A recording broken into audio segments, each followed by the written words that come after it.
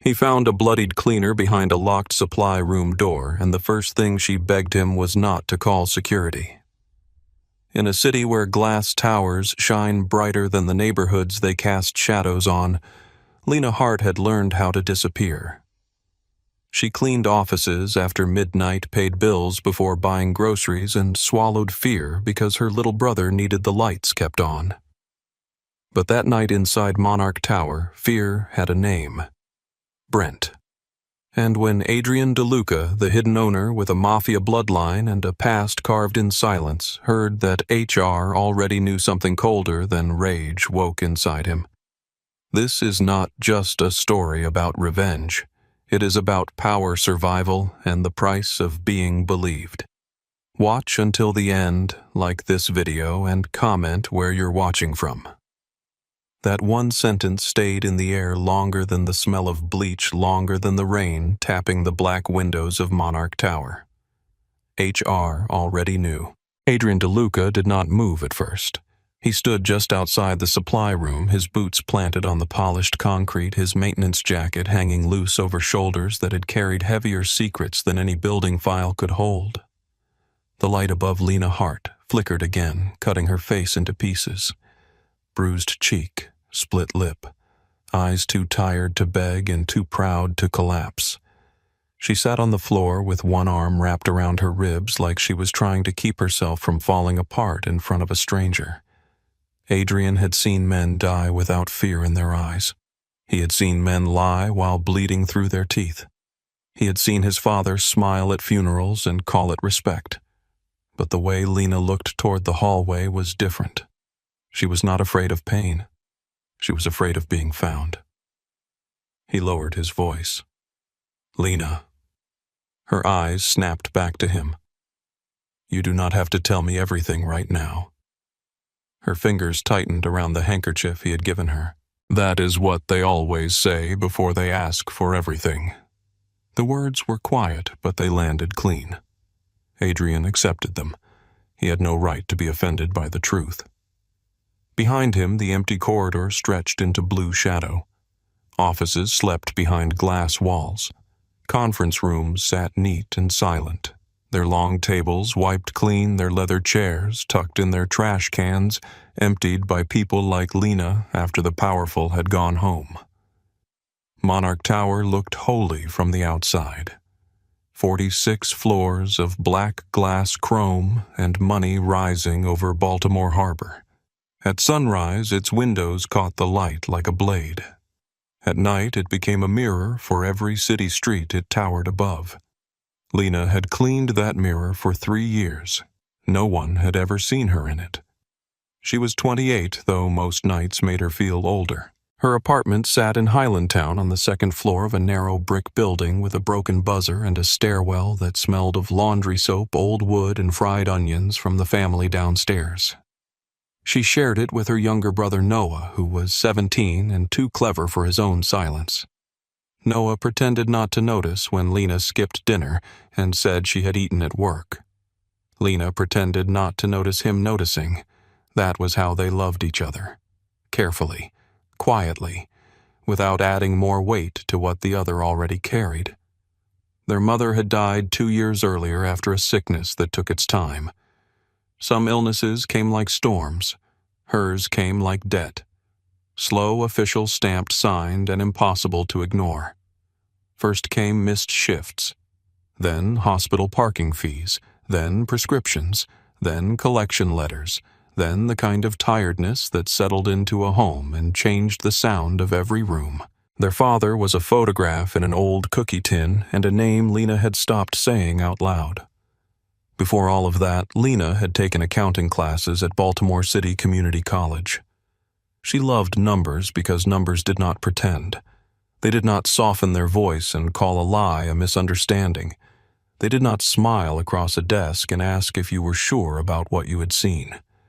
Numbers either added up or they did not. Lena's life had stopped adding up the year her mother got sick. She traded textbooks for cleaning gloves. Tuition became rent. Morning classes became overnight shifts. Her dream folded itself into the back pocket of her uniform, small enough to carry too fragile to touch. At Monarch Tower, she worked from 10 at night until 6 in the morning. She pushed a gray cart through halls where the carpet swallowed footsteps. She emptied bins under framed degrees, wiped fingerprints from glass doors, scrubbed coffee rings from conference tables, and vacuumed offices that cost more per month than her apartment did in a year. The people upstairs knew her only as a uniform moving at the edge of their vision. A woman with a cart, a badge, a name they did not bother to read. But invisible people learned things. They learned which executives drank before board meetings, which married men removed their rings before late dinners, which lawyers shredded documents in panic, which managers shouted at assistants, then walked into charity galas with soft hands and clean smiles. Lena learned the tower by its secrets. She learned which cameras worked and which ones blinked dead. She learned which stairwells smelled like cigarettes. She learned which offices stayed lit after midnight and which men waited until the halls emptied before becoming themselves. Brent Holloway had been one of those men. He was 42, senior facilities supervisor, broad, through the chest-square jaw, blue eyes that looked friendly only when other men were watching. During the day, he slapped shoulders, joked with executives, called older women sweetheart, and made maintenance crews laugh louder than they wanted to. At night, his smile changed. It became private, hungry, lazy with power. Lena had disliked him from the first week he learned her name. Not because he had shouted. He rarely shouted. Not because he had threatened her. Not then. Because he watched. He watched the young cleaners bend to change trash liners. He watched women walk away after he said something low enough for only them to hear. He watched the hallway behind them, always checking who was near enough to matter. Most people in the cleaning crew hated him quietly. Lena hated him honestly. 3 months before the supply room on a Thursday night near the end of October, the upper floors still smelled of a private dinner. Steak fat, red wine, cigar smoke clinging to expensive wool coats. Someone had spilled bourbon on the carpet outside Conference Room D, and the stain had dried into the shape of a dark flower. Lena was tired enough to feel every bone in her feet. Her phone buzzed twice in her back pocket. Noah. She knew without looking. He was probably asking where the cereal was, even though it was always in the cabinet above the stove. That annoyed her in the small, safe way ordinary life annoyed people. A brother asking about cereal. A sink full of dishes. A bus running late. She missed that kind of annoyance later. She was pushing her cart past the conference rooms when she heard crying. At first she stopped out of habit, not alarm. People cried in office buildings more than anyone wanted to admit. They cried in bathrooms, stairwells, dark copy rooms, executive suites after phone calls from doctors or spouses or banks. Lena had learned to give people privacy unless the crying sounded trapped.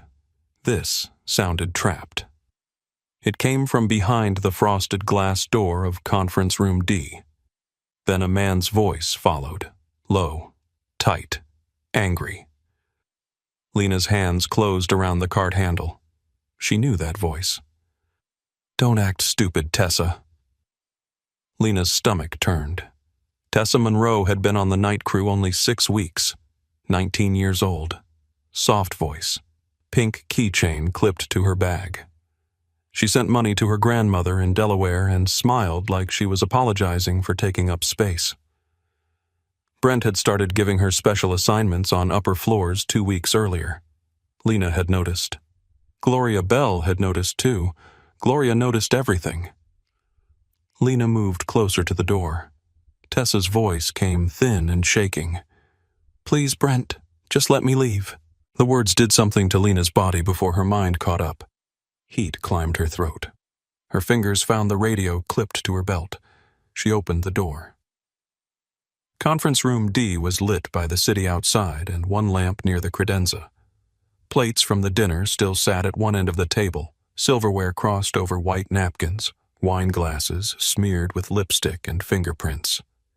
Tessa stood near the far wall with her purse clutched to her chest. Brent stood between her and the door, one hand braced on the frame, his body blocking the only easy way out. Tessa looked at Lena like someone had opened a window in a burning room.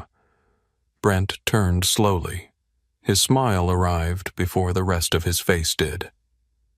"Lena," he said. "You lost." Lena lifted the radio. "No. She asked you to let her go." Brent's smile thinned. "This is a private conversation." "Not anymore." For 1 second, no one moved. Then Tessa darted forward. Brent reached as if to catch her, but Lena stepped into his path and raised the radio higher. "I'll call security." His eyes dropped to the radio, then returned to her face. The room became very still. "You better know what you're doing," he said. Lena did not know. Not really. She only knew what she had seen. She knew Tessa's hands were shaking. She knew Brent was too close. She knew a closed door could turn into a grave if everyone outside it chose to keep walking.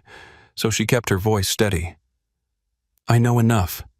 Tessa slipped behind Lena and rushed into the hall. Lena followed her, refusing to turn her back on Brent until they reached the service elevator. Inside, Tessa folded into the corner. Her whole body trembled. Lena pressed the lobby button for her. "Did he touch you?" Tessa stared at the doors. "I can't lose this job." That was all she said. The next day, Tessa did not come in. By Monday, the crew heard she had resigned. No goodbye, no final shift, no call to pick up her check in person. Her phone went straight to voicemail. Her locker was cleaned out by management before anyone from the night crew arrived. Gloria Bell crossed herself when she heard. "Another one," she muttered. Lena turned to her. "What does that mean?" Gloria looked toward the hallway where cameras watched without caring. "It means you keep your eyes open, baby. And your mouth closed if you want to keep eating." Lena should have listened to the warning. Instead, she went to Human Resources. Meredith Shaw's office sat on the 45th floor where the carpet was cream-colored and soft enough to erase the sound of shoes. There were orchids on the windowsill, framed leadership certificates on the wall, and a silver sign behind the desk that read, "Every voice matters." Meredith herself looked like the kind of woman companies put on brochures. Smooth brown hair, pale blouse, pearl earrings, calm eyes trained to make people feel heard without ever promising safety. Lena sat across from her and told the truth. She told Meredith about the crying, about Brent blocking the door, about Tessa asking to leave, about the way Tessa vanished after. Meredith listened with folded hands. She nodded at the right places. She wrote things down in a leather notebook with a gold pen. When Lena finished, Meredith looked at her with soft concern. "I'm glad you came to me." For one dangerous moment, Lena almost cried from relief. Then Meredith asked, "Did Mr. Halloway physically assault you?" Lena blinked. "No, it was Tessa. I told you he had her trapped." Meredith tilted her head. "And Tessa is not currently available to confirm your interpretation of the event." "My interpretation." The gold pen rested across Meredith's fingers. "Lena, I am not dismissing your concern, but workplace situations can look different depending on emotional context." She was crying. "That is not what I asked." The office changed then, not visibly. The orchids stayed bright. The carpet stayed soft. The silver sign still caught the afternoon light. But Lena felt something drop away beneath her. Meredith continued gently. "Were you aware that Tessa had been struggling with performance issues? No. Were you aware that Mr. Halloway had been attempting to coach her?" Lena stared at her. "Is that what he called it?" Meredith's face did not move. "I need you to be careful with your tone." There it was. The first turn of the blade. Lena looked again at the sign. Every voice matters. For the first time, it looked expensive instead of true. Meredith promised to review the matter discreetly. 2 days later, Brent cornered Lena by the freight elevator. No camera covered that angle. She learned that later. At the time, all she knew was that he stepped close enough for her to smell mint gum and tobacco under his cologne. "You went to Meredith," he said. Lena kept both hands on her cart. "I reported what I saw." He smiled. "You saw nothing." She tried to move around him. He caught her wrist, not hard enough to bruise that first time, just hard enough to teach. "You're a cleaner, Lena. Don't confuse a mop with a microphone." She pulled free. He let her. That was worse somehow. After that, Monarch Tower began punishing her in ways too small to sound believable when said out loud. Her schedule changed from mixed evening shifts to isolated overnight work. Her assigned floors moved higher, farther from the lobby, farther from the other cleaners, farther from witnesses. Supply orders went missing. Her cart was left half-stocked. Trash bags vanished from closets she was responsible for. She was written up for incomplete work after being assigned twice the normal area. Meredith called her into HR to discuss her attitude. Once, then again. The second time, Meredith folded her hands and said, "Lena, people are beginning to notice a pattern of defensiveness." Lena almost laughed. People. That was how companies hid a single liar inside a crowd. Brent appeared in hallways where he had no work to do. He leaned in doorways while she wiped tables. He stood behind glass walls and watched her reflection. He hummed when he walked past. Some nights he said nothing at all. Silence became its own threat. The first bruise came from his fingers. The second came from her hip, hitting a supply cart after he shoved past her in a narrow hall. The third came from the fall she took when she backed away from him too fast near the storage corridor and tripped over a mop bucket someone had left where it did not belong. Each time she told herself it was not bad enough to risk everything. Each time it became worse. At home, Noah noticed the change before she admitted it to herself. He watched her flinch when someone knocked on the apartment door. He watched her check the lock twice, then a third time. He watched her stare at her phone after work like she expected it to accuse her of something. One morning he stood in the kitchen doorway in socks and an old Orioles shirt hair sticking up on one side. "You okay?" Lena was pouring coffee into a chipped mug. Her wrist hurt where Brent had grabbed her the night before. "I'm fine." Noah looked at the mug, then her face. "You always say that when you're not." She smiled because it was easier than telling him the truth. "And you always leave cereal boxes open, so maybe neither of us is perfect." He did not smile back. "Is it work?" She turned to the sink. "It's always work." Noah let the silence sit between them. Then he said, "You know I can get more hours after school." "No, you didn't even let me finish. I heard enough. I'm not a kid." She turned too fast. "You are 17, and you're not Mom." The words hit both of them. Noah's face changed first. Regret moved through it like weather. Lena looked away. For a moment their mother was in the kitchen with them. Not as a ghost, not as comfort, but as absence. Her favorite blue mug still sat on the top shelf because neither of them could bring themselves to use it or throw it away. Noah spoke softer. "I just mean you don't have to do everything alone." Lena wanted to believe that. Instead, she reached for her keys. "Lock the door when I leave." At work that night, she bought a black notebook from the little shop near the bus stop before her shift. It cost $3.79. She almost put it back. Then she thought of Tessa. She bought it. At first, she wrote only dates. October 14th, Brent outside freight elevator. Said I should learn when to keep quiet. October 18th, Meredith meeting. Said I appeared emotionally reactive. October 21st, camera near storage hall turned away again. October 28th, supplies missing from closet B. Reported before shift. Still written up. November 3rd, Brent followed me to parking level. Waited in restroom until Gloria called. The handwriting was neat in the beginning. Accounting student handwriting. Careful numbers. Clean margins. Later, the letters pressed deeper into the paper. Some pages had ink marks where her hand shook. One page had a stain from coffee or tears. She did not remember which. She kept the notebook taped beneath the loose lining of her work bag. Every night she told herself that if one person ever asked for proof, she would have something to give them. No one asked. Weeks passed. Tessa became a name no one said unless the hallway was empty.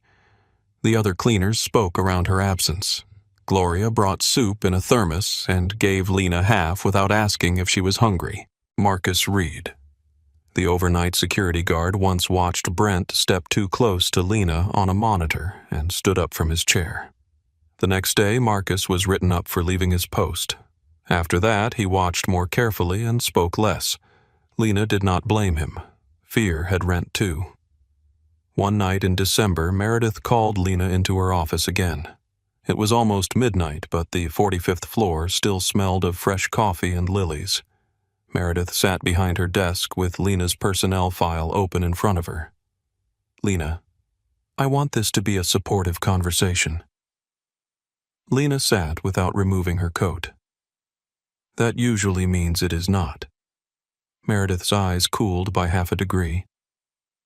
"We have received concerns about your conduct. From Brent, from leadership." There's that word again. Meredith closed the file. "You need to understand how serious this is. You have been increasingly difficult to manage. You isolate yourself from the team. You question instructions. You appear hostile when given feedback." Lena felt her heartbeat in her throat. "He hurt me." Meredith leaned back. "That is a very serious statement. Yes. And yet you have not provided evidence of assault." Lena almost reached for the notebook. Something stopped her. Maybe Meredith's calm. Maybe the way the office door was closed. Maybe the sudden understanding that proof given to the wrong person did not become protection. It became a map. So Lena kept her hands folded. Meredith watched her. "You are a bright young woman. I would hate to see you damage your future over a misunderstanding." Lena stood. "My future?" "Yes." Lena looked at the silver sign on the wall. Every voice matters. Then she looked back at Meredith. "You mean my job?" Meredith smiled sadly. "As I said, your future." That was the night Lena stopped believing anyone inside Monarch Tower would save her. The final week before Adrian found her, Brent became careless. Or maybe he had always been careless, and Lena had finally run out of ways to make excuses for surviving it. He waited near the storage hall after 2 in the morning when the floor was empty. He stepped from a side corridor as she pushed her cart past the executive kitchen. She tried to turn around, but he was already close. "You writing things down, Lena?" Her blood went cold. "I don't know what you mean." He smiled. "You always did have that schoolgirl look, like a woman who thinks a notebook makes her smart." She gripped the cart handle. "Move." Instead, he leaned closer. "You think Meredith doesn't tell me what you say?" That sentence did more damage than his hand ever had, because it confirmed the shape of the trap. Every word Lena had given HR had gone straight back to the man she feared. Brent touched the sleeve of her uniform, brushing lint from it like a husband might. "You made this ugly. Not me." She shoved the cart forward, forcing space between them. One wheel clipped his shoe. His face changed. Not much. Enough. He grabbed her arm and pushed her hard against the wall. Pain cracked through her shoulder. She gasped. His hand covered her mouth before the sound got far. "Careful," he whispered. "You're getting emotional again." She bit his palm. He cursed and let go. Lena ran. Not elegantly, not bravely. She stumbled, caught herself on the wall, knocked over a bucket. Lost one shoe, kept moving. Brent came after her, not rushing because he knew the floor better than she did. He knew which cameras were blind. He knew which doors locked. He knew how long it took security to answer a call that management did not want answered. She reached the supply room because it was the only open door. She got inside. He caught the edge before she could close it. For a second they struggled without words. Then he slammed the door inward. The handle struck her ribs. She fell against the shelves, pain flashing white behind her eyes. Brent stepped in. The fluorescent light buzzed above him. His face looked almost bored. "That notebook," he said. Lena backed away, one hand pressed to her side. "I don't have anything." He hit the shelf beside her head. Bottles rattled. Paper towels tumbled down. "Do not lie to me." She thought of Noah asleep at home, of the electric bill on the counter, of Tessa's empty locker, of Meredith's gold pen moving across paper, turning pain into attitude. Lena did not know where courage came from. She only knew it did not feel like courage while it was happening. It felt like being too tired to kneel. She looked Brent in the eye. "You're scared of a cleaner with a notebook." His face went dark. The blow came fast enough that she did not see his hand until after her lips split. She hit the floor, tasting blood. Before she could get up, he crouched and grabbed her wrist. "You are nothing in this building," he said. Then he left her there. But he did not just leave. He locked the door. From the outside. Lena lay on the supply room floor, listening to his footsteps fade. For a while, she did not move. The room smelled of bleach and cardboard. Her cheek throbbed. Her ribs burned with every breath. Somewhere beyond the door, Monarch Tower hummed on, clean and bright and indifferent. She thought of screaming. Then she thought of who might answer. So she stayed quiet. Minutes passed. Maybe more. Time had become loose. Then she heard another sound in the hallway. Different footsteps. Controlled. Slower. Not Brent. The mop bucket scraped outside the door. A lock clicked. Light widened across the floor. And Adrian DeLuca stood there in a maintenance jacket, looking down at the truth his tower had hidden. Now, in the present, Lena pressed his handkerchief to her mouth and watched him process the story she had given him piece by piece. Not all of it, not yet, but enough. Adrian's face had gone still in a way that made the air tighten. Lena mistook it for judgment. "They'll say I caused trouble," she whispered. Adrian's eyes lifted to hers. "Who taught you to answer accusations before anyone makes them?" She looked away. His voice softened, but only slightly. "Lena." She hated the way her name sounded in his mouth, not because it was cruel, because it was careful. Careful made her want to trust him. Trust was dangerous. "I need to get home," she said. Adrian nodded once. "Then we get you to your car. You walk. I walk near you, not behind." She looked at him for a long second. Most men did not understand the difference.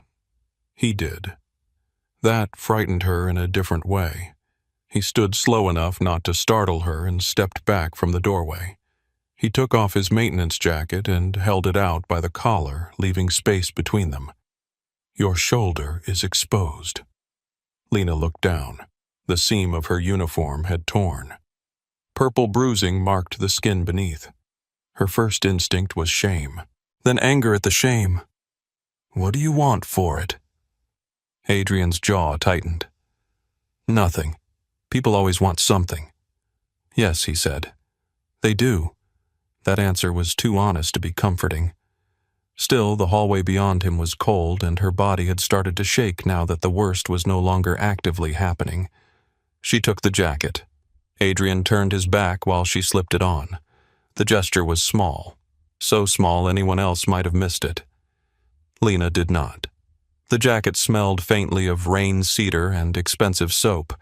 It was too big heavy over her shoulders, warm in a way that made her realize how cold she had been. She stepped into the hallway. Adrian moved beside her, not too close. The camera above the corridor stared at the wall instead of the supply room door. Lena looked at it. "So you see it now," she said. Adrian followed her gaze.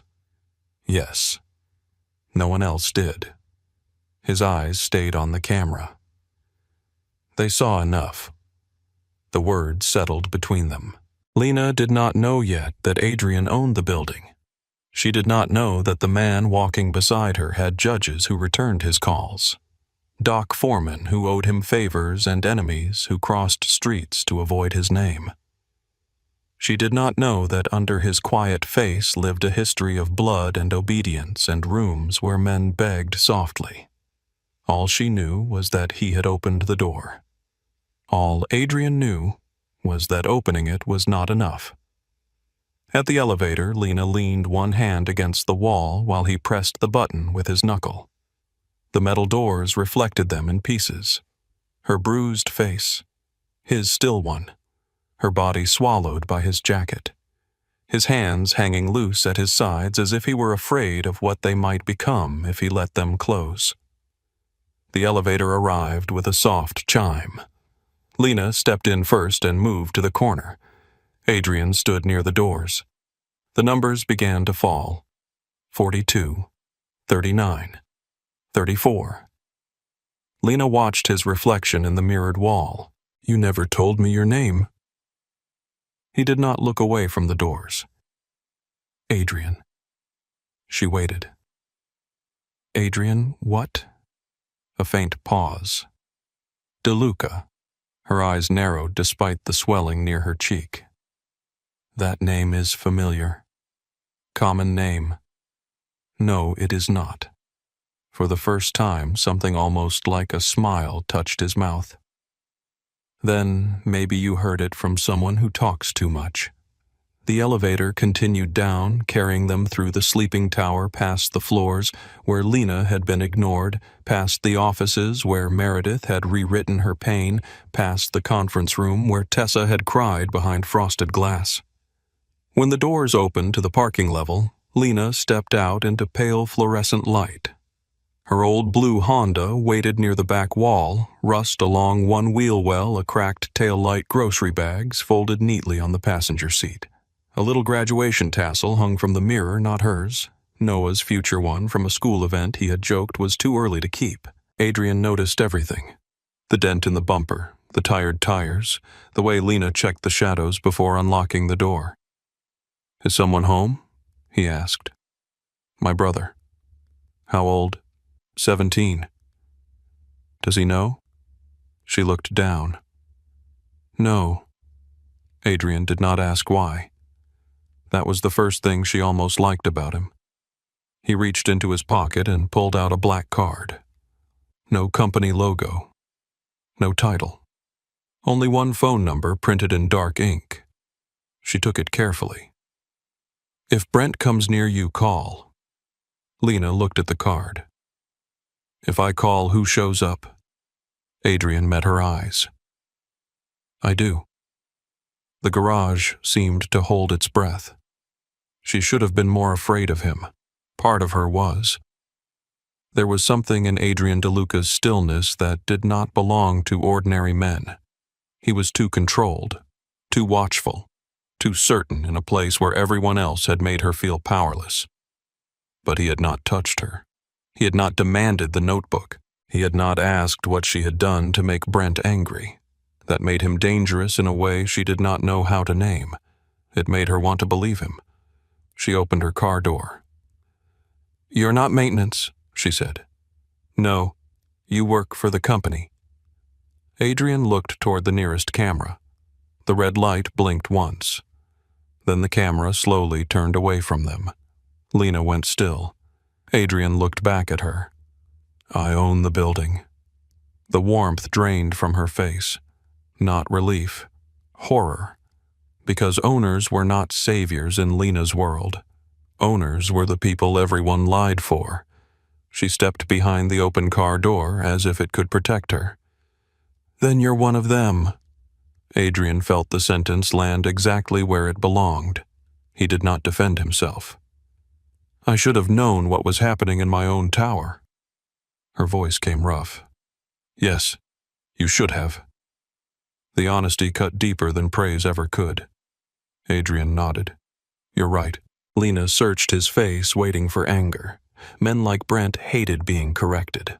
Men like Adrian, she assumed, probably hated it more. But Adrian only stood there beneath the garage lights, accepting the words like a debt. She got into the car. Before she pulled the door shut, she looked up at him. Don't make this worse for me. His eyes darkened. Not at her. Never at her. I'm going to make it worse for them. Lena did not answer. She closed the door, started the engine, and drove toward the exit. Hands tight on the wheel, his black card lying on the passenger seat like a promise she did not trust. Adrian watched until her car turned out onto the rain-slick street and disappeared into Baltimore's wet silver dark. Only then did he move. The softness left his face. He turned back toward the elevator, no longer bending his shoulders to look like maintenance, no longer hiding the weight of his name. Above him, Monarch Tower gleamed, as if it had nothing to confess. Adrian looked at the nearest camera. This time the camera looked back. Adrian DeLuca stood beneath it without blinking, his face lifted just enough for whoever sat behind the system to understand that the night had changed. A few minutes ago he had been a man in a maintenance jacket moving through blind spots. Now he was the owner of every hallway, every elevator, every locked door, every polished lie stacked inside Monarch Tower. The red light on the camera blinked once. Adrian smiled without warmth. Then he turned and walked toward the security corridor. The tower was quiet at that hour, but not sleeping. Buildings like Monarch never truly slept. They hummed. They breathed through vents and wires. They held secrets in servers, in badge logs, in deleted files people believed were gone because a screen told them so. Adrian had learned a long time ago that nothing disappeared completely. Not bodies, not debts, not sins. Someone had hurt Lena Hart inside his building. Someone had made sure the cameras did not see. Someone had trusted the dark. That was their mistake. The night security office sat behind reinforced glass on the third floor, tucked beside a hallway that smelled of old coffee and warm electronics. Inside, a young guard leaned back in his chair with one sneaker on the edge of the desk, his phone glowing blue against his face. 3 monitors showed empty lobbies and silent elevators. The 4th showed the 42nd floor hallway frozen on a useless angle. The supply room door was not visible. Of course, it was not. Adrian opened the door without knocking. The guard jumped so hard his phone hit the desk. "Maintenance has to check in downstairs," he said, reaching for a clipboard. Adrian placed the fake badge on the desk. Then he reached inside his jacket and removed a second card. Black metal. Heavy. No photo. Only his name engraved in silver. The guard read it and went pale. "Mr. DeLuca."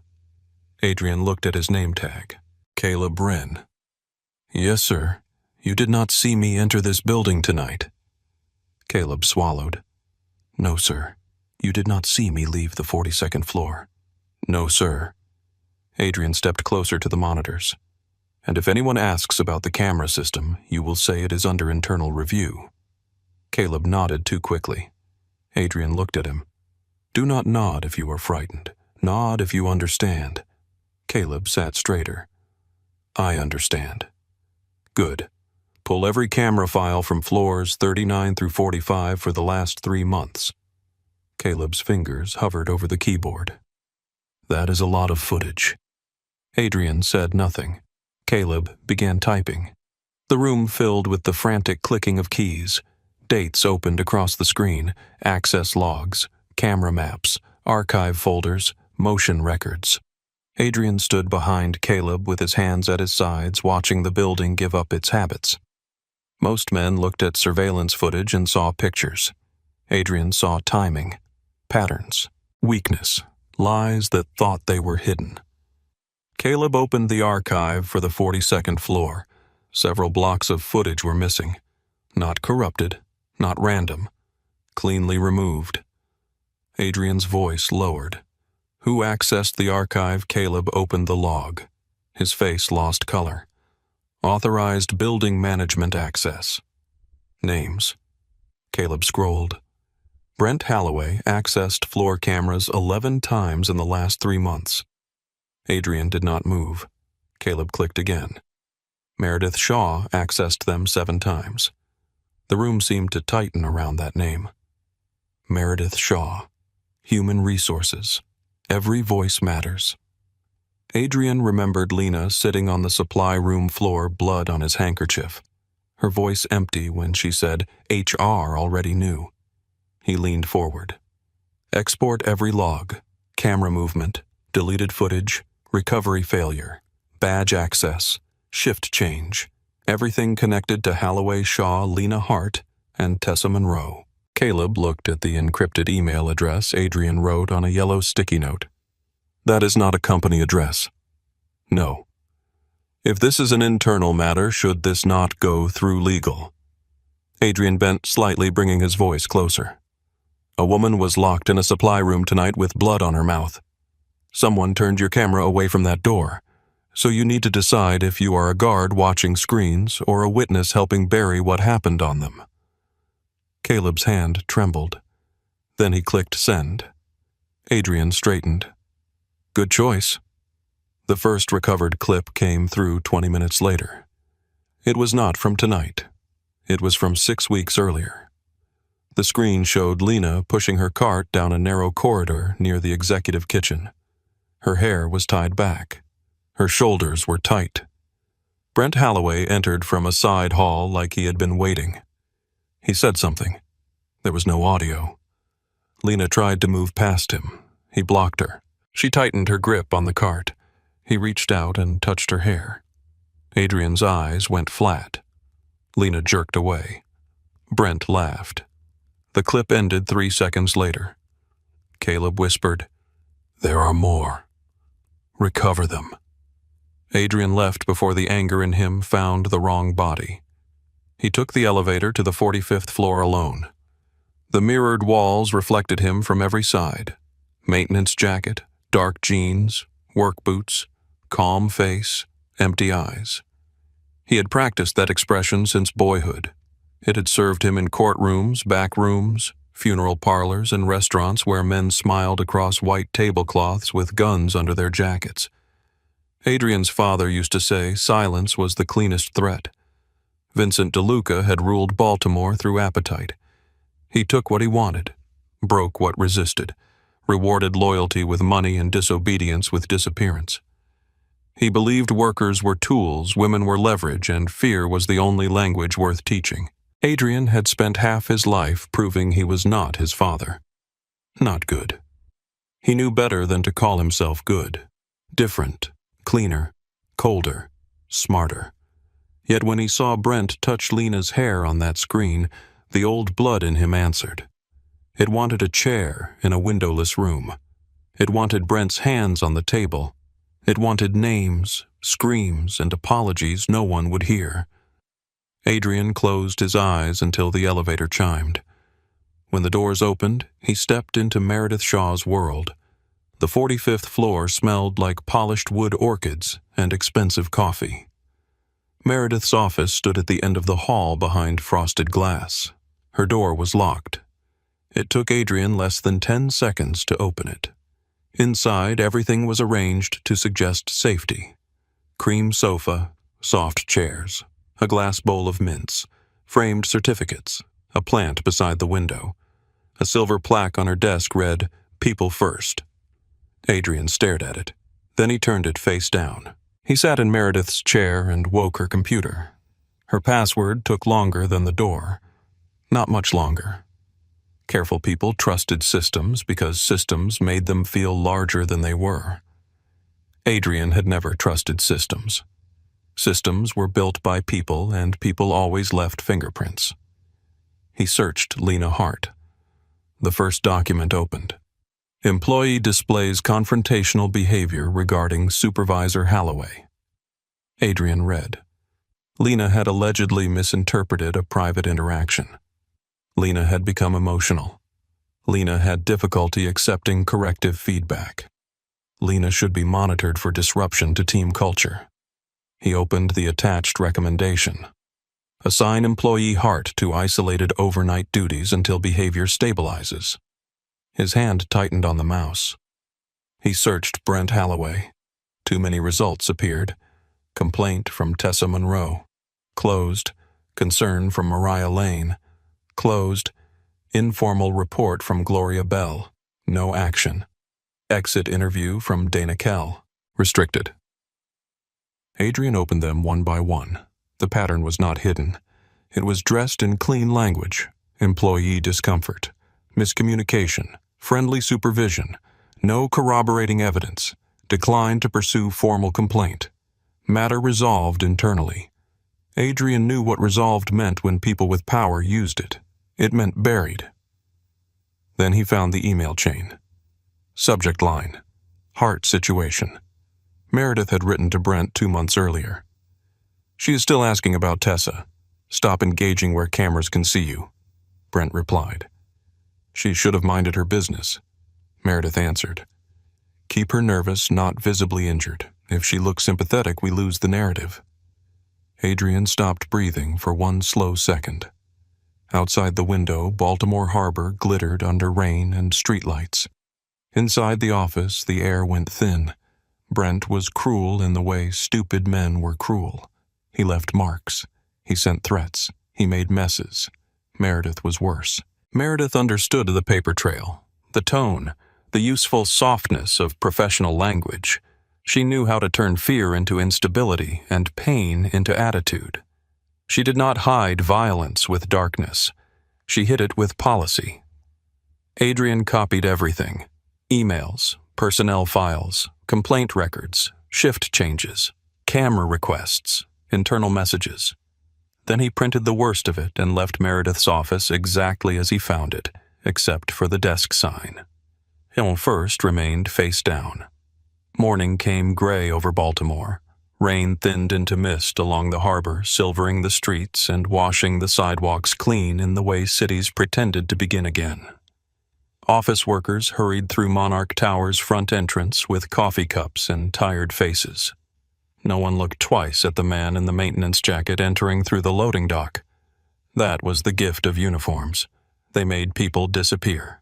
The basement break room smelled of burned coffee, damp coats, and microwave oatmeal. A woman sat alone near the vending machine stirring sugar into a paper cup. She wore the Navy cleaning uniform like armor. Silver braids pulled back from a face lined by work weather, and the kind of wisdom nobody wanted until it was too late. Gloria Bell looked up before Adrian spoke. You are not maintenance. Adrian poured coffee he did not want. No. Police number reporter, no. She watched him over the rim of her cup. Then you are trouble. That depends who you are. Her eyes sharpened. You are asking about Lena. I am. Then you are definitely trouble. Adrian placed one folded printout on the table. Meredith's email. Keep her nervous, not visibly injured. Gloria did not touch it. She read it from where she sat. Her mouth tightened. You should not have that. Neither should Meredith. Gloria looked at him for a long moment. That girl tried to do right.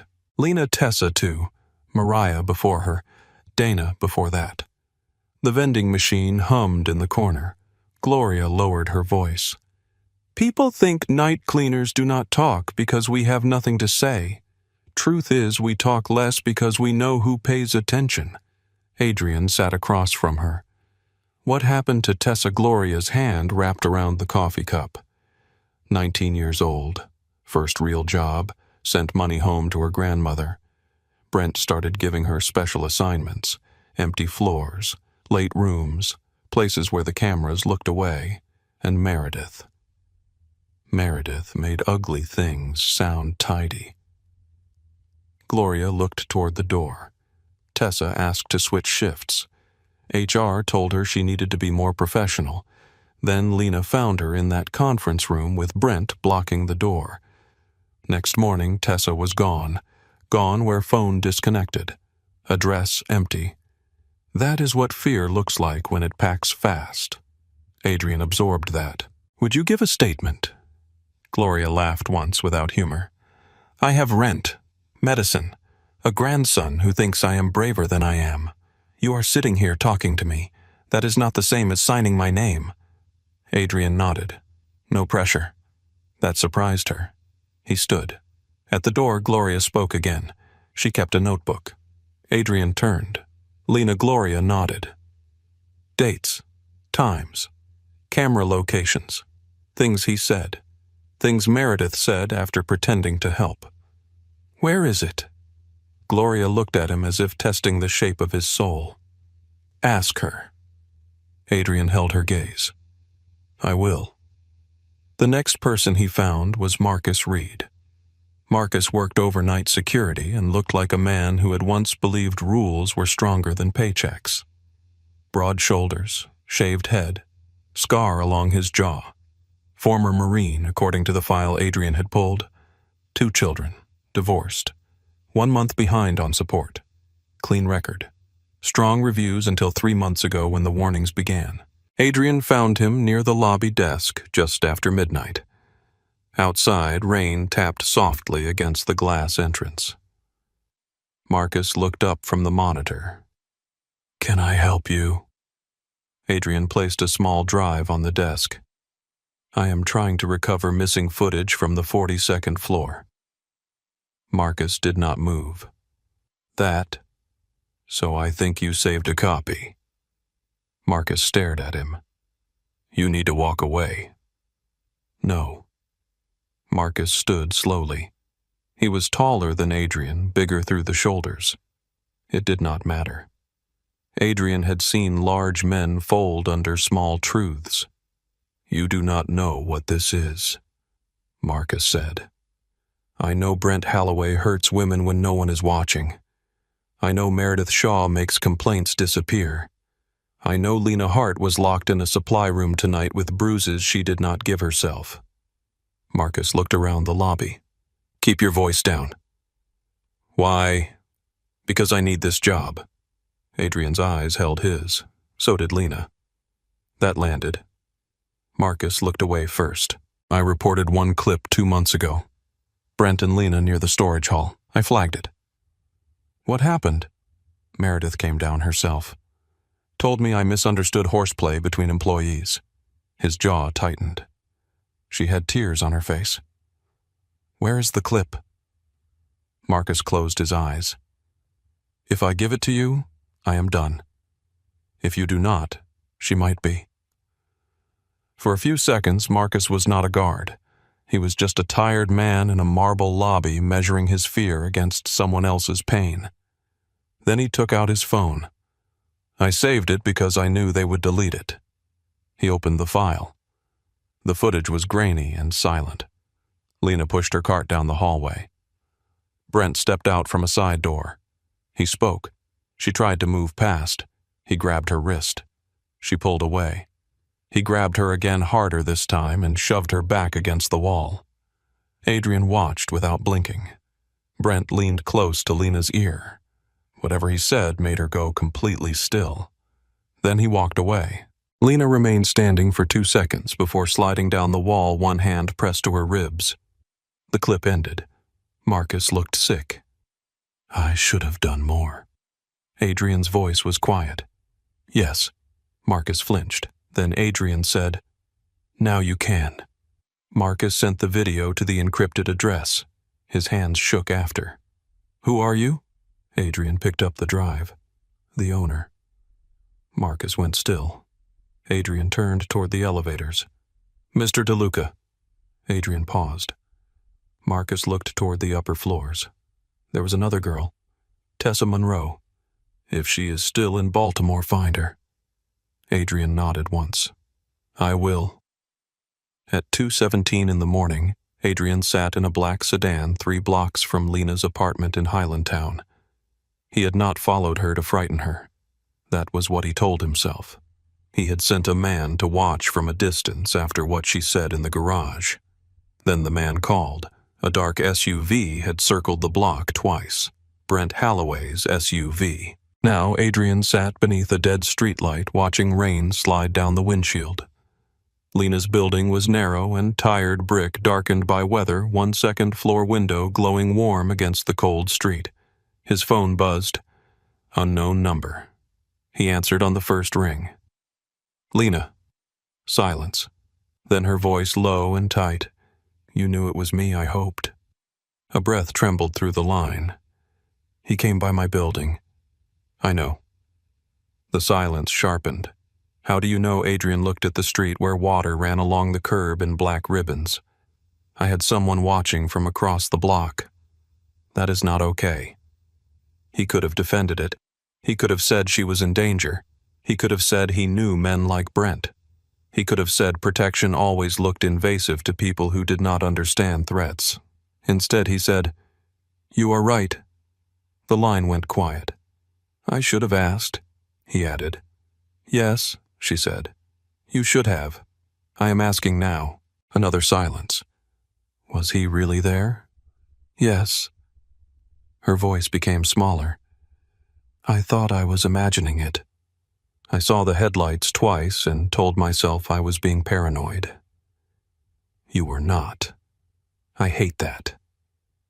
Being right, being scared and right." Adrian closed his eyes. The old part of him wanted Brent in a room by sunrise. No police, no board, no questions wrapped in procedure. Just a locked door and enough pain to make a lesson permanent. Then Lena said, "Please do not hurt him." Adrian opened his eyes. Brent's SUV turned the far corner again, moving slow through the wet dark. "You think he does not deserve it? I think he does. That is not the point.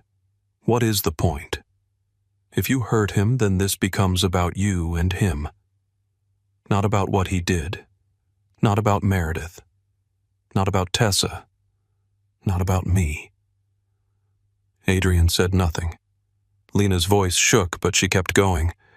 "I do not want another man making decisions over my life because he thinks he knows best, even if he thinks he is helping." That cut clean. Adrian had been threatened by killers, prosecutors, rivals, and men with guns under tables.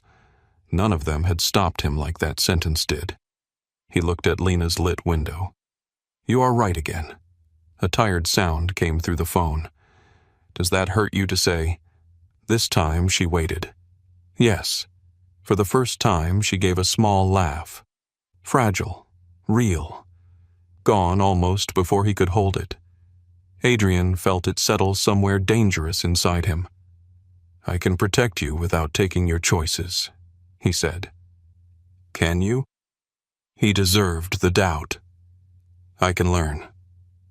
Lena breathed slowly through the line. "There is a notebook." Adrian sat forward. "I know. Gloria told you. She told me to ask you." That seemed to matter. It has dates, times, things Brent said, things Meredith wrote after I met with her. I started keeping it because I thought maybe one day someone would ask for proof. I am asking. The light in her apartment flickered behind the curtain. "My brother is asleep.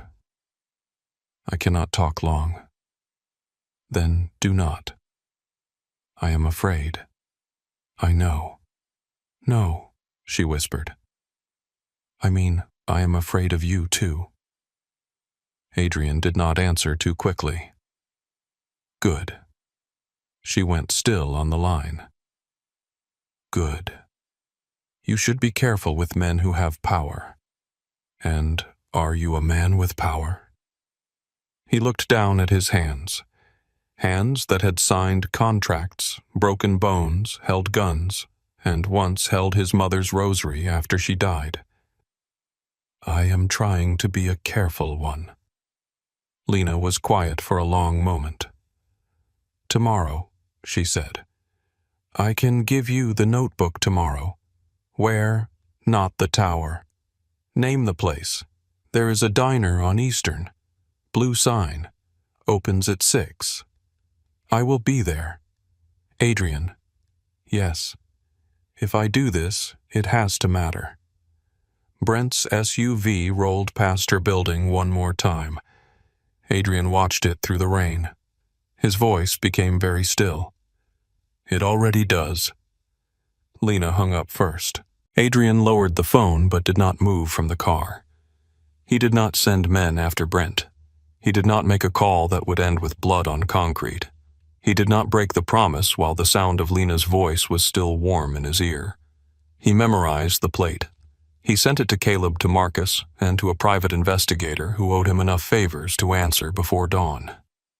Then Adrian DeLuca sat in the dark and watched the small lit window where Lena Hart was trying to be brave in a world that had mistaken her silence for surrender. By sunrise, the rain had thinned to mist. Adrian was still there.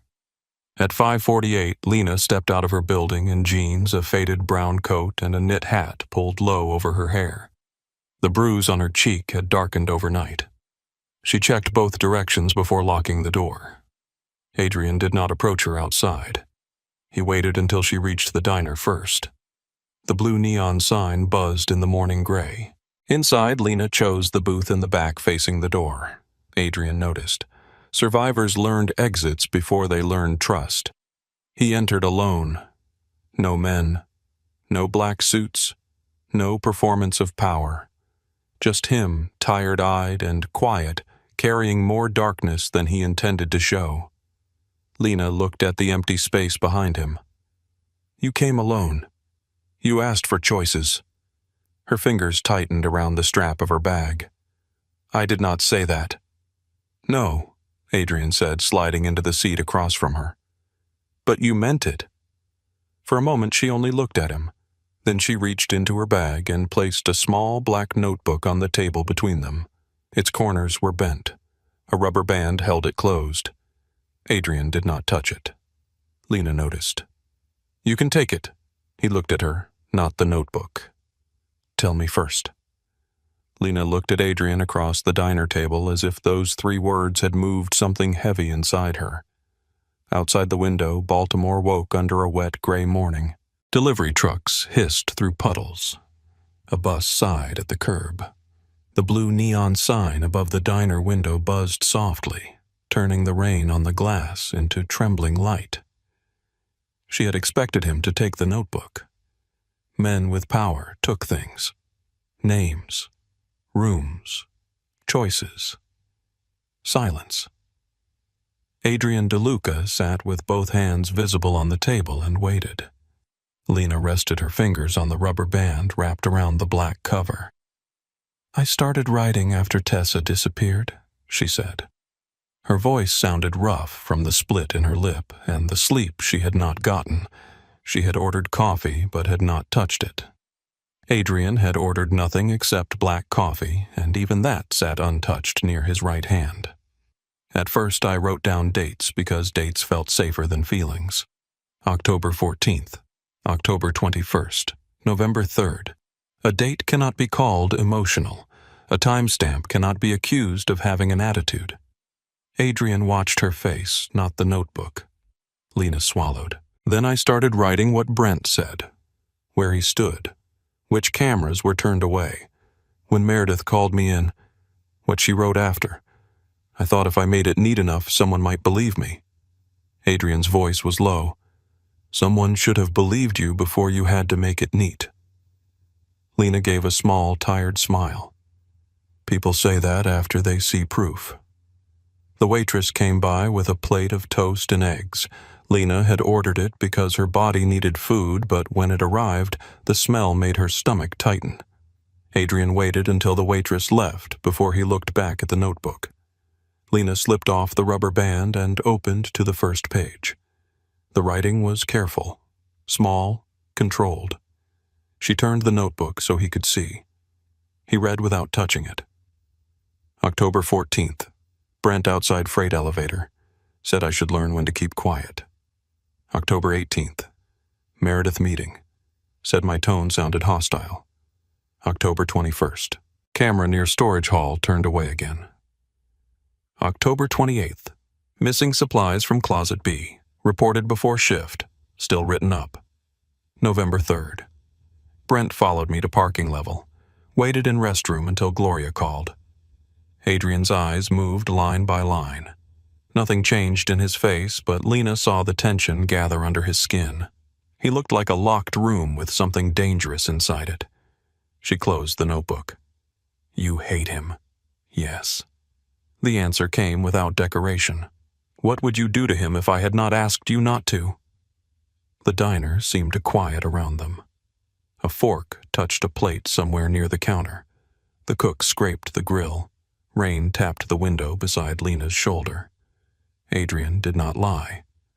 I would take him somewhere no one could hear him apologize. Lena's hand tightened over the notebook. And Meredith. She would lose every room that ever made her feel untouchable. The honesty scared her more than a polite answer would have. She looked down at the table at the little pool of coffee where her cup had spilled a drop near the saucer. That scares me. It should. I do not want to become like them. You will not. You sound sure. I know what people like them look like. She looked up. And you. Adrian held her gaze. I know exactly how much of them lives in me. The answer settled between them with an uncomfortable weight. Lena did not know what to do with a man who had enough power to frighten her and enough honesty not to pretend otherwise. She picked up a piece of toast because her hands needed something ordinary to do. Adrian looked at the notebook again. I know an attorney. Lena almost laughed. Of course you do. She is not mine. But you know her. Yes. So she owes you. Adrian paused. She once did. Lena pushed the plate away. I do not want to be someone's favor. You would not be. You cannot know that. Yes, he said. I can. The certainty in his voice made her face close. Adrian saw it happen and stopped himself. He leaned back. I am used to solving problems by moving people into position. That sounds like a nice way to say controlling them. It is. She looked at him for a long second. You admit that too easily. I am trying not to lie to you. That was not comfort, not exactly, but it was clean. Lena stared at the notebook. What kind of attorney employment law? Criminal referrals? Civil action? Her name is Vivian Cross. She is direct expensive and very hard to scare. Does she work for you? No. Does she like you? No. For the first time that morning, Lena almost smiled. That makes me feel better. It should. She studied him. And if I say no, then I do not call her. That is it. You said no. You are not going to argue. No. Why? Because if I push you into help, it stops being help. Something in Lena's face shifted. It was not trust. Not yet. It was the faint surprise of someone who had expected a locked door and found it open. She looked out the window. A woman in scrubs hurried past with a paper coffee cup tucked against her chest. A man in a delivery jacket shook rain off his shoulders beneath the awning. Life moved outside the glass like nothing had happened, like Lena had not spent the night bleeding on a supply room floor. I am tired, she said. Adrian's voice changed. I know. No, you do not. He accepted that. You are right. She looked back at him. You keep saying that. I keep being wrong. This time she did smile. Small, reluctant, gone quickly. Then she pushed the notebook toward him. I will meet her. Vivian Cross kept her office above a pharmacy in Fells Point, not in a tower, not behind a wall of polished marble. The stairwell smelled like dust paper and the cinnamon gum someone had dropped near the second landing. The waiting room had 4 chairs, a water cooler, and a window overlooking a narrow street where wet brick buildings leaned toward each other like tired old friends. It was not impressive. That helped. Vivian Cross opened the conference room door herself.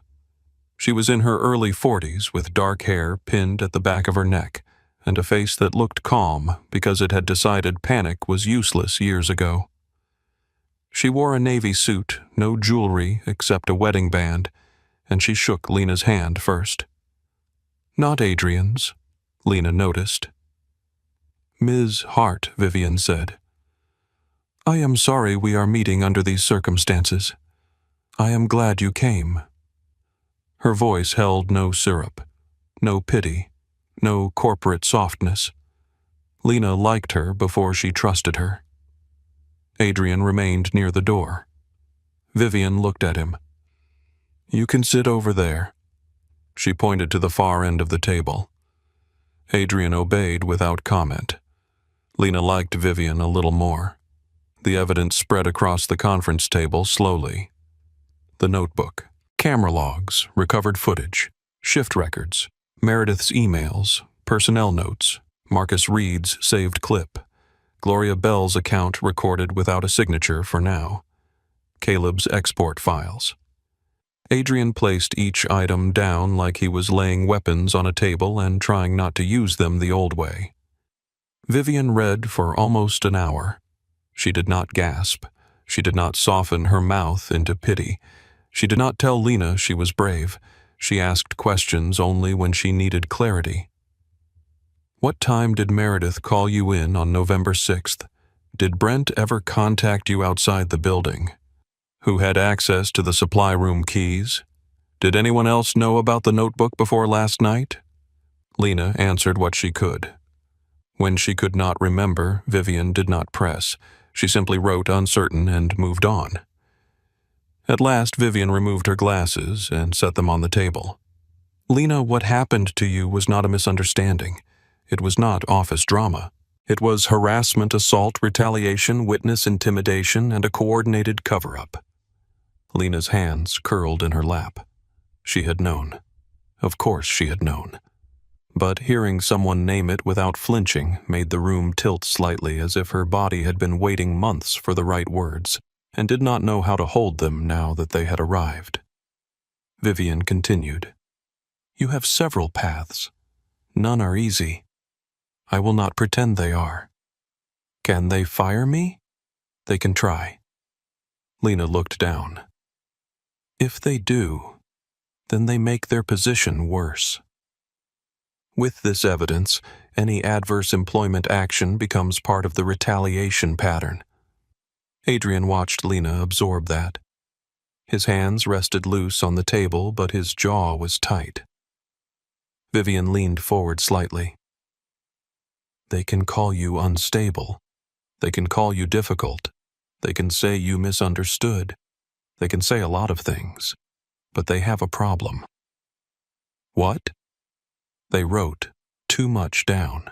Lena glanced at Meredith's printed email. Keep her nervous, not visibly injured. If she looks sympathetic, we lose the narrative. Her lips pressed together. She wrote that like I was nothing. Adrian's voice came from the end of the table. You were never nothing. Lena did not look at him, but her shoulders eased by a fraction. Vivian watched the exchange and said nothing. Then she asked the question no one had asked Lena before. What do you want? Lena blinked. I want this to stop. That is part of it. But I am asking something more specific. When this is over, what result lets you breathe? Lena stared at her. People had asked what happened, where, when, why she waited, why she stayed, whether she had proof, whether she had misunderstood, whether she had considered Brent's side. No one had asked what justice would feel like inside her own lungs. She looked toward the window. A bus hissed to a stop below. People stepped on carrying bags, coffee ordinary lives. For a moment, Lena envied them so sharply it almost hurt. I want him gone, she said. Brent. Yes. Vivian wrote it down. And Meredith. Vivian's pen paused. Lena's voice grew steadier. She knew. She made me look crazy so he could keep hurting people. She gave him my complaint. She changed my shifts. She wrote things in my file that were not true. Vivian nodded. Criminal complaint. Lena's breathing changed. Adrian saw her fingers dig into her sleeves. Vivian waited. Lena turned to Adrian. What would you do? The old answer rose in him so easily it almost embarrassed him. He would destroy them, not expose them, not sue them, not report them, destroy them, pull apart the lives they had built around their own immunity and leave them with nothing but fear. But Lena was not asking the monster his father raised. She was asking the man who had promised to learn restraint. Adrian took his time. In my world, men like Brent disappear into consequences that leave no court record. Vivian looked at him sharply. He did not look away from Lena. But that world does not give you your voice back. It gives me satisfaction. Lena's eyes held his. And this way you decide what is said. You decide when to stop. You decide what your name means in the story. The room was quiet. Lena lowered her gaze to her hands. I am tired of hiding. Vivian nodded once. Then we begin with a protected statement. I contact the district attorney through a channel I trust. We secure the evidence before notifying the board. We send a preservation letter to Monarch Tower. We request protection from retaliation. I also recommend a no-contact order against Brent. Lena gave a dry laugh. A piece of paper will not stop him. No, Vivian said. But violating it gives us another charge. Lena liked that answer more than she expected. Adrian did too. Before they could finish, Vivian's phone buzzed. She read the screen and her expression changed. Adrian noticed first. What is it? Vivian set the phone down. Marcus Reed was suspended this morning. Lena went still. Vivian continued. Gloria Bell's schedule was changed to basement trash rotation for the next 2 weeks. Lena, there is also a disciplinary notice in your employee file claiming missing supplies from the 42nd floor. Lena felt the room move away from her. The table, the window, Vivian's face, Adrian's hands. For one moment she was back in the supply room, knees on cold tile blood in her mouth, the lock clicking from the outside. They were setting the story before she could speak. They were building the cage while calling it policy. Adrian rose halfway from his chair, then stopped. Lena saw the effort it cost him. His voice was low. Lena, breathe. Her lungs fought her. Then she pulled air in. Once. Again. Vivian's tone stayed steady. This is not the end of your case. This is evidence of retaliation. A strange laugh escaped Lena. It shook on the way out. They are so used to winning, they do not even know when they are helping me. Adrian looked at her, then really looked. There she was, not unafraid, never that simple, present. Lena stood. I want to go to HR. Vivian frowned. I do not recommend meeting Meredith alone. I do not want to meet her alone. Adrian stepped forward. I will come. No. The word stopped him like a hand against his chest. Lena looked at Vivian. I want her. Adrian accepted it, but not easily. Lena saw the struggle move across his face. That bothers you? Yes. Good, she said softer now. Then you understand how I felt every time someone decided what was best for me. Adrian lowered his gaze once, then nodded. An hour later, Lena walked into Monarch Tower through the front entrance. Not the loading dock, not the employee door near the trash compactor. The front. Rainwater glimmered on the marble floor where people shook umbrellas and hurried toward elevators. The lobby smelled of coffee leather and money. Security guards stood taller when they saw Adrian enter through a side door, but he did not approach Lena. He stayed near a marble column across the lobby, visible but distant, a shadow with a pulse. Vivian walked beside Lena with a leather folder in one hand. The receptionist outside HR tried to say Meredith was unavailable. Vivian placed a business card on the desk. We will wait. They waited 4 minutes. Meredith opened her office door in a white blazer, hair-smooth mouth arranged into concern. Lena, she said. This is unexpected. Lena felt her knees weaken. Then she remembered the notebook. The diner. Vivian's voice naming things plainly. Adrian saying she was never nothing. Vivian spoke first. We are here regarding the disciplinary notice placed in Ms. Hart's file this morning. Meredith's smile held. That is an internal matter. It is now a legal matter. Something flickered in Meredith's eyes. She turned to Lena. I am concerned about you. Stress can make people misinterpret events. Lena heard the old trap open. This time she did not step into it. My attorney will handle your concerns. Meredith's face tightened. Your attorney? Yes.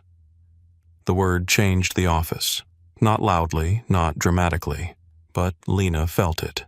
A small shift in gravity. Meredith looked past her toward the lobby where Adrian stood near the column with his hands in his coat pockets and his eyes fixed on her door. Recognition moved across her face. Not full understanding yet. Enough. She looked back at Lena. You should be careful who you trust. Lena held her gaze. I started with myself. Vivian placed the preservation letter on Meredith's desk. It required Monarch Tower to retain all messages, footage, access logs, complaint files, personnel records, disciplinary notes, security reports, and communications connected to Brent Holloway, Meredith Shaw, Tessa Monroe, Lena Hart, Marcus Reed, and Gloria Bell. Meredith read the first page. Her polished calm cracked at the edges. Lena expected victory to feel hot. It did not.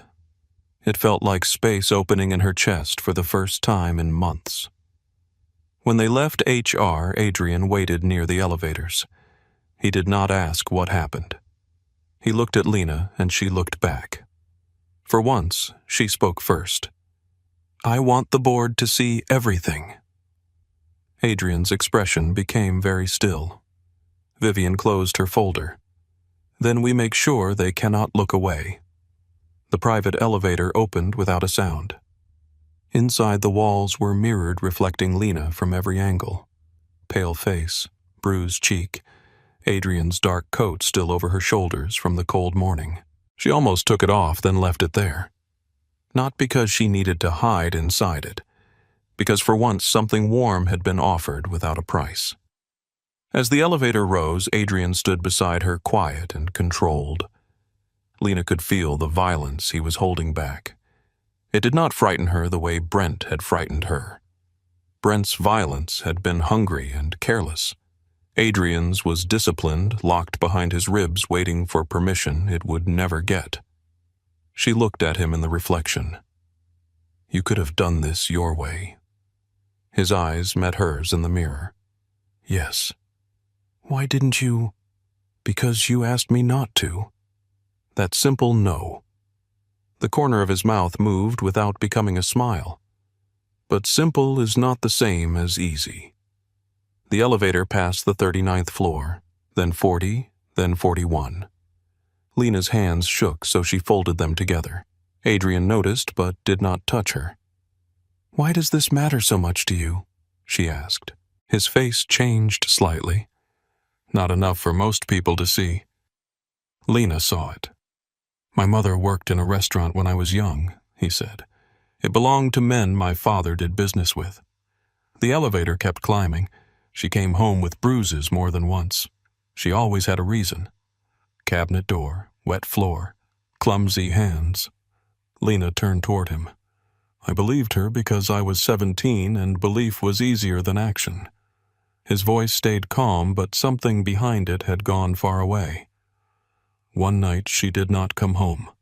My father told me some women are born to make trouble. The mirrored walls seemed to hold the silence. That was the first time I understood I hated him. Lena whispered, I am sorry. Adrian shook his head. Do not be. I did plenty with that hatred. Did it help? He thought of rooms gone quiet, men gone pale, fear mistaken for respect. No, he said. It made the world quieter around me, not better. The elevator slowed. Lena looked at him for a long moment. I do not need you to save me. I know. Do you? He faced her fully now. I am learning. The doors opened onto the executive floor. Thick carpet swallowed the sound of their first steps. Framed awards lined the walls. Leadership, integrity, culture, excellence. Lena looked at the words as she walked between Adrian and Vivian. This time, the tower did not feel taller than her. Lena Hart stepped out of the private elevator onto the 46th floor of Monarch Tower, with Vivian Cross on one side and Adrian DeLuca on the other. The carpet beneath her shoes was so thick it swallowed sound. The walls were lined with framed awards, all gold trim and polished glass, each one praising a company that had nearly taught her to hate the word safe. Best workplace culture, leadership integrity, people first excellence. Lena looked at the last plaque as they passed. For a moment she saw herself reflected in the glass. Bruised cheek, split lip, Adrian's coat over her shoulders. Her eyes looked darker than usual, not empty, not calm, but awake. That was something. At the end of the hall, 2 men in plain black suits stood outside the main boardroom. They did not wear visible badges, but Lena knew they were Adrian's people by the way they looked at him without needing instructions. One of them opened the door. The boardroom was larger than she expected. Everything inside seemed built to make ordinary people feel small. A long walnut table stretched through the center of the room. Tall glass windows wrapped around 3 sides, showing Baltimore Harbor beneath a low gray sky. The city looked cold and beautiful from up there, like distance could turn every hard thing into scenery. At the head of the table sat Warren Pike, chairman of the board. He was silver-haired, thin-faced, and dressed in a charcoal suit that probably cost more than Lena's car. He looked like a man who had spent the morning learning that rot did not always smell before it spread. Beside him sat 3 board members, a corporate attorney, and a woman Lena did not recognize. Vivian had insisted on outside compliance being present. The woman had a legal pad open in front of her and a face that gave nothing away. Meredith Shaw was already there. She sat straight-backed near the center of the table, wearing a white blazer and a silk blouse buttoned to the throat. Her hair was smooth, her makeup soft, her hands folded neatly on top of a folder. Only her fingers betrayed her. One tap against the folder, then stillness. Then one more tap. Lena noticed. She had spent months being watched by people who thought she saw nothing. Now she saw everything. Brent Holloway entered 2 minutes later. He came in angry, not afraid. Not yet. He wore a navy suit instead of his facilities jacket, as if changing clothes could lift him out of the hallways where he had waited for her. His jaw was tight. His face was flushed. His eyes found Lena before he even looked at the board. For 1 second, he looked surprised. Then contempt covered it. What the hell is she doing here? The words hit Lena's body before they reached her mind. Her stomach tightened. Her hand went cold around the edge of Adrian's coat. Vivian stepped forward. Lena Hart is present as a complainant witness and represented party. Brent gave a short laugh. Represented party? Is that what we are calling unstable employees now? Adrian's hand moved. Not much, just a slight shift on the back of the chair in front of him. Lena saw it. So did Vivian. Lena did not speak. She only turned her head enough to look at Adrian, not pleading, reminding. He stilled. The old violence remained in the room, but it stayed behind his eyes. Warren Pike cleared his throat. Mr. Holloway, sit down. Brent looked at him. With respect, sir, I do not know what you think this is, but I have been dealing with months of false accusations from this woman. Vivian's voice cut through the room. Sit down, Mr. Holloway. There was nothing loud in it. That made it stronger. Brent hesitated, then pulled out a chair and sat. Adrian did not go to the head of the table. He did not sit beside Warren. He did not claim the room the way everyone expected a man like him to claim it. He took the chair beside Lena. That choice changed the air. Lena felt it before she understood it. People noticed where power placed itself. Today, Adrian placed his next to her. Warren looked at the others, then at Vivian. This meeting has been called to review serious allegations involving workplace misconduct, retaliation, suppression of internal complaints, unauthorized access to security systems, and possible criminal conduct inside Monarch Tower. Meredith leaned forward, smooth as polished stone. Warren, before this proceeds, I need to object to the framing. Human Resources has handled all employee matters in accordance with company policy. If Mr. DeLuca has concerns about procedure, we should address them through proper internal channels. Adrian looked at her for the first time. The proper channels are how you buried them. Meredith's mouth tightened. I do not appreciate that accusation. I did not offer it for your comfort. One of the board members shifted in his chair. Warren raised a hand. Enough. Mr. DeLuca has provided materials to outside counsel and compliance. We are here to review them. Brent laughed under his breath. This is insane. Lena stared at the table. Her palms were damp. Her knees felt weak, but both feet stayed planted on the floor. Vivian had told her before they entered that she could leave whenever she wanted. If she needed silence, she could take it. If she wanted to speak, no one else would own her words. Still, being in the room was harder than Lena expected. The people around the table looked expensive and clean. She wondered how many times they had walked past her cart without seeing her. How many times they had praised company values while women like Tessa changed shifts, quit jobs, and disappeared quietly into unpaid bills and disconnected phones. The outside compliance officer dimmed the lights. The screen at the end of the boardroom came alive. The first image showed a hallway on the 42nd floor. Lena appeared on screen pushing her cart. Seeing herself from outside her own body made her throat tighten. There she was, shoulders tense, head slightly lowered, trying to move quickly without looking afraid. Brent entered from a side hall. Lena watched his body take up the space. He smiled. Even without sound, she remembered the exact shape of his voice. Vivian spoke. This footage was recovered from a camera archive that was later accessed and partially deleted. The timestamp is 6 weeks ago. On screen, Brent stepped into Lena's path. Lena tried to move around him. He moved with her. He reached out and touched her hair. The room was silent. Lena watched herself flinch. She had forgotten that part. Or maybe her body remembered it so well her mind had hidden it under the larger things. The clip cut to black. Vivian did not pause long. The next video loaded. The storage hallway. Lena's fingers curled into Adrian's coat where it rested across her lap. She knew this one. Marcus's saved clip. On screen, she pushed the cart past the storage corridor. Brent stepped out from the side door. He said something. Lena tried to move past. He grabbed her wrist. Her wrist burned in memory. She pulled away. He grabbed her again harder and shoved her into the wall. Someone in the boardroom inhaled sharply. Lena did not look around to see who. On screen, Brent leaned close to her ear. Lena went still. Then he walked away. The clip continued. For 2 seconds, the Lena on the screen stood frozen. Then she slid down the wall, one hand pressed to her ribs.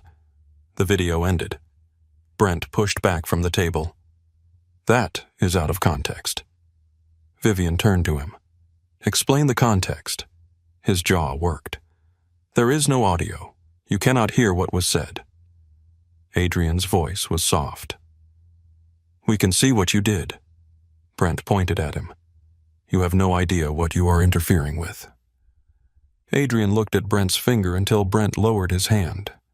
Meredith entered smoothly as if the room could still be rearranged by tone. Physical contact in the workplace can appear troubling when removed from context. Mr. Halloway has repeatedly reported concerns about Miss Hart's conduct, including emotional instability, insubordination, and inappropriate fixation on supervisory staff. Lena felt the old machine start. There it was, the clean language, the soft knife. Turn fear into instability. Turn pain into conflict. Turn truth into obsession. Her throat tightened, but before the feeling could swallow her, Vivian clicked the remote again. An email appeared on the screen. Meredith Shaw to Brent Halloway. She is still asking about Tessa. Stop engaging where cameras can see you. Brent's reply. She should have minded her business. Meredith's answer. Keep her nervous, not visibly injured. If she looks sympathetic, we lose the narrative. No one spoke. The silence changed shape. Warren slowly turned toward Meredith. Meredith. She lifted her chin. That message is being misrepresented. Vivian looked at her. Then represented. Meredith opened her mouth. For the first time since Lena had known her, nothing came out. Vivian clicked again. More emails appeared. Notes about Tessa Monroe. Notes about Mariah Lane. Notes about Dana Kell. Notes about assigning Lena to isolated overnight floors until her conduct stabilized. Notes about avoiding formal discipline against Brent because his relationship with a major donor made the matter sensitive. Warren's face hardened line by line. Brent stood. I am not sitting here for this. The two men at the door took one step forward. Brent stopped. Adrian did not look at the guards. He looked at Lena. She was pale, but her eyes were steady. Vivian touched the table lightly near Lena's hand. Lena, you do not have to speak. Lena heard her own heartbeat. She looked at Brent. He looked bigger in her memories. In the boardroom light, he looked like a man who had mistaken silence for permission for too long. She stood. The chair moved softly behind her. Her voice came out thin at first. I was afraid of you. Brent rolled his eyes. Here we go. Lena's hands trembled, but she kept going. I was afraid when you waited by the freight elevator. I was afraid when you followed me to the parking garage. I was afraid every time my schedule changed and I had to clean that floor alone. Brent leaned forward. You were disciplined because you were bad at your job. Lena shook her head. No, you punished me because I opened the door. The room went still. Lena looked at the board members now. 3 months ago, I heard crying from conference room D. I found you blocking Tessa Monroe from leaving. She was scared. She asked you to let her go. Meredith interrupted. Tessa Monroe resigned voluntarily. Lena turned to her. No. She disappeared quietly because you made silence easier than being believed. Meredith's eyes sharpened. You do not know what you are talking about. Lena's voice broke, then steadied. I know exactly what I saw. I know what happened after. I know you called me emotional. I know you changed my shifts.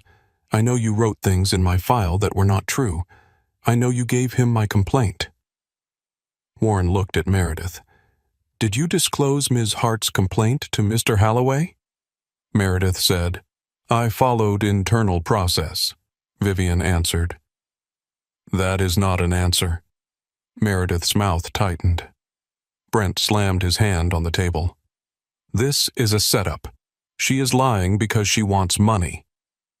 Lena flinched. Adrian felt it. The room darkened at the edges of his vision. For 1 second, he saw only Brent's hand, Brent's mouth, Brent's body leaning toward Lena as if the table were not there. The old Adrian rose inside him cold as harbor water. Break the hand, break the jaw, end the performance. Then Lena touched his wrist under the table. Not to hold him, not to plead, just enough to bring him back. Adrian looked down at her fingers. Then he opened his hand. Lena stood taller. I did not want money, she said. I wanted my job. I wanted to go home safe. I wanted Tessa to be safe. I wanted one person in this building to tell the truth. Vivian clicked the remote again. The screen changed. A woman appeared on a video call seated in a small room with white blinds behind her. Her hair was shorter than Lena remembered. Her face looked younger and older at the same time. Tired, drawn, alive. Lena's breath caught. Tessa. The woman on screen looked into the camera. "Hi, Lena." For the first time all morning, Lena almost broke. Tessa looked at the board. "My name is Tessa Monroe. I worked overnight cleaning at Monarch Tower until 3 months ago. I did not resign voluntarily." Brent's face drained. Meredith stared at the screen. Tessa continued, her voice shaking but clear. "I left because Brent Holloway cornered me in conference room D, and Lena Hart interrupted him. Before that, he made comments about my body touched my back when no one was near, and assigned me to rooms where I would be alone with him." She swallowed. "I reported it to Human Resources. Meredith Shaw told me I needed to be careful about misunderstanding friendly supervision. After Lena helped me, I received a call the next morning. Meredith told me there were concerns about my performance and that if I made damaging claims without evidence, it could affect future references." Warren closed his eyes. Tessa's voice thinned, but she did not stop. "I was 19. I got scared. I left." Lena pressed a hand over her mouth. Tessa looked directly at her through the screen. "You tried to help me. I am sorry I disappeared." Lena shook her head, tears slipping free. "You survived." Tessa nodded once. "So did you." The boardroom door opened. Gloria Bell entered next. No one had expected her in person except Adrian and Vivian. She wore her Navy cleaning uniform. Her silver braids were pulled back. Her chin was lifted. Warren looked startled. "Ms. Bell." Gloria ignored him and looked at Lena first. Then she faced the room. "I have cleaned this building for 11 years. I have seen women leave after Brent Holloway took an interest in them. I have seen complaints vanish. I have seen schedules change to punish people who spoke up. I kept my head down because I needed my job and because fear is easy to carry when you call it wisdom." Her eyes moved to Meredith. But it was not wisdom. It was cowardice. "And I am tired." Meredith looked as if she had been slapped. Marcus Reed stepped into the room behind Gloria. He looked nervous, but he did not hesitate. "I saved the footage because I knew it would be deleted," Marcus said. "I reported what I saw. HR told me to drop it. When I asked again, my reviews changed." The outside compliance officer wrote quickly. Corporate counsel leaned toward Warren and started to whisper. Warren raised a hand. "No more whispers." The sentence landed hard. He turned to Meredith. "Did you suppress complaints against Brent Holloway?" Meredith sat very still. "I managed risk." Adrian's eyes narrowed. Warren's voice went cold. "You managed victims." Brent looked around the table then, first at Warren, then at the board members, then at Meredith. He was searching for the old arrangement, the invisible bridge that had always appeared under his feet just before consequence reached him. Meredith did not look back. That was when he understood. He had been protected only while useful. Vivian placed another folder on the table. "All evidence has been secured with outside counsel. Copies have been sent to the appropriate legal authorities. A formal complaint has been prepared and Ms. Hart has agreed to provide a protected statement." Brent's face twisted. "You people have no idea who my family knows." Adrian leaned back slightly. The movement was casual. The room felt it anyway. "Call them." Brent stared at him. Adrian's voice stayed quiet. "Call everyone." No one moved. Outside the boardroom windows, rain slid down the glass in thin silver lines. The city kept breathing below them. Traffic moved. Sirens rose somewhere far off. Life continued with brutal indifference, as it always did. Then the boardroom door opened again. Detective Marisol Vega entered with 2 uniformed officers. She was in a dark coat, hair pulled back, face calm in the way of someone who had seen men like Brent before and did not need to be impressed by them. Brent Holloway. Brent stood too fast. "What is this?" Detective Vega stepped closer.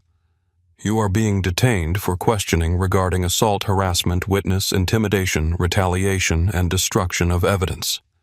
This is ridiculous. Turn around." He looked at Warren. Warren did not speak. He looked at Meredith. She looked down at her folder. He looked at Adrian last. "You think you won?" Adrian did not answer. Lena did. "No," she said. "I think you finally got seen." Brent's eyes cut to her. For a second, the old hatred flashed there. The private face. The hallway face. Then one of the officers took his arm. The room watched him leave. No one rescued him. No one softened it. No one called it a misunderstanding. The door closed behind him with a quiet click. It should have sounded bigger. Lena had imagined something louder. A crash, a shout, a final thunderclap to match the months she had carried inside her body. Instead, it was just a door closing. That almost made it worse, almost made it more real.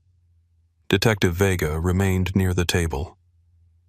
"Ms. Hart, when you are ready, I will take your statement." "Not here, not in this room." Lena nodded. Her voice did not come. Warren turned to Meredith. "Effective immediately, you are suspended pending termination and external investigation. You will surrender company devices and access cards before leaving this floor." Meredith's face went very still. "Warren, I strongly advise you to consider the legal implications of acting rashly." The outside compliance officer spoke before he could answer. The legal implications began long before this meeting. Meredith's mask cracked by a fraction, only a fraction. But Lena saw it.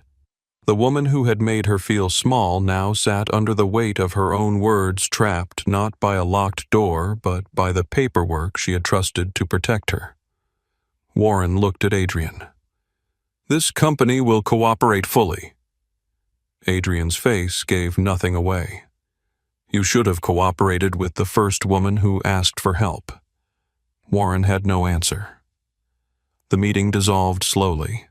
Board members gathered papers with hands that were not as steady as they wanted them to be. Corporate counsel spoke quietly with the compliance officer. Detective Vega stepped aside to call someone from the hallway. Gloria stood near the door, shoulders squared, but Lena saw her hands shaking. Marcus looked at the floor like a man who had finally set down a weight and did not yet know what to do with his empty hands. Vivian came to Lena's side. "You did well." Lena almost laughed. "I do not feel well. That is not the same thing." Lena looked toward the chair where Brent had been sitting. The space was empty now. Just polished wood. Just leather. No monster in it. Her legs began to tremble. Adrian stood, but he did not reach for her. She noticed that too. For months, men had used closeness as a weapon. Adrian had learned to make distance feel like care. Lena walked to the windows. Baltimore Harbor spread below gray water, black roads, rooftops shining with rain. From up here, she could not see Highlandtown. She could not see her apartment or Noah's school or the bus stop where she had bought the black notebook. She could not see the version of herself who had counted coins for groceries and told her brother she was fine. But she felt her. She felt every version of herself that had made it to this room. The girl with the accounting books. The daughter sitting beside a hospital bed. The sister pretending not to be hungry. The cleaner pushing a cart through empty halls. The woman locked in a supply room. The witness standing in a boardroom with blood still healing on her mouth. They were all there. None of them had disappeared. Vivian stood a few feet away. "Lena, Detective Vega can meet us downstairs when you are ready." Lena nodded but did not move. Adrian's reflection appeared faintly in the glass behind her. Not close. Waiting. She looked at him through the window. I thought I would feel stronger. His voice was quiet. You were strong before anyone watched. Her eyes filled again. I am so tired. I know. She let out a weak breath that was almost a laugh.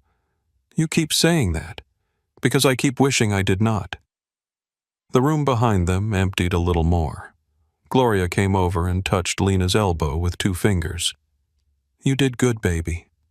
Lena turned. You came.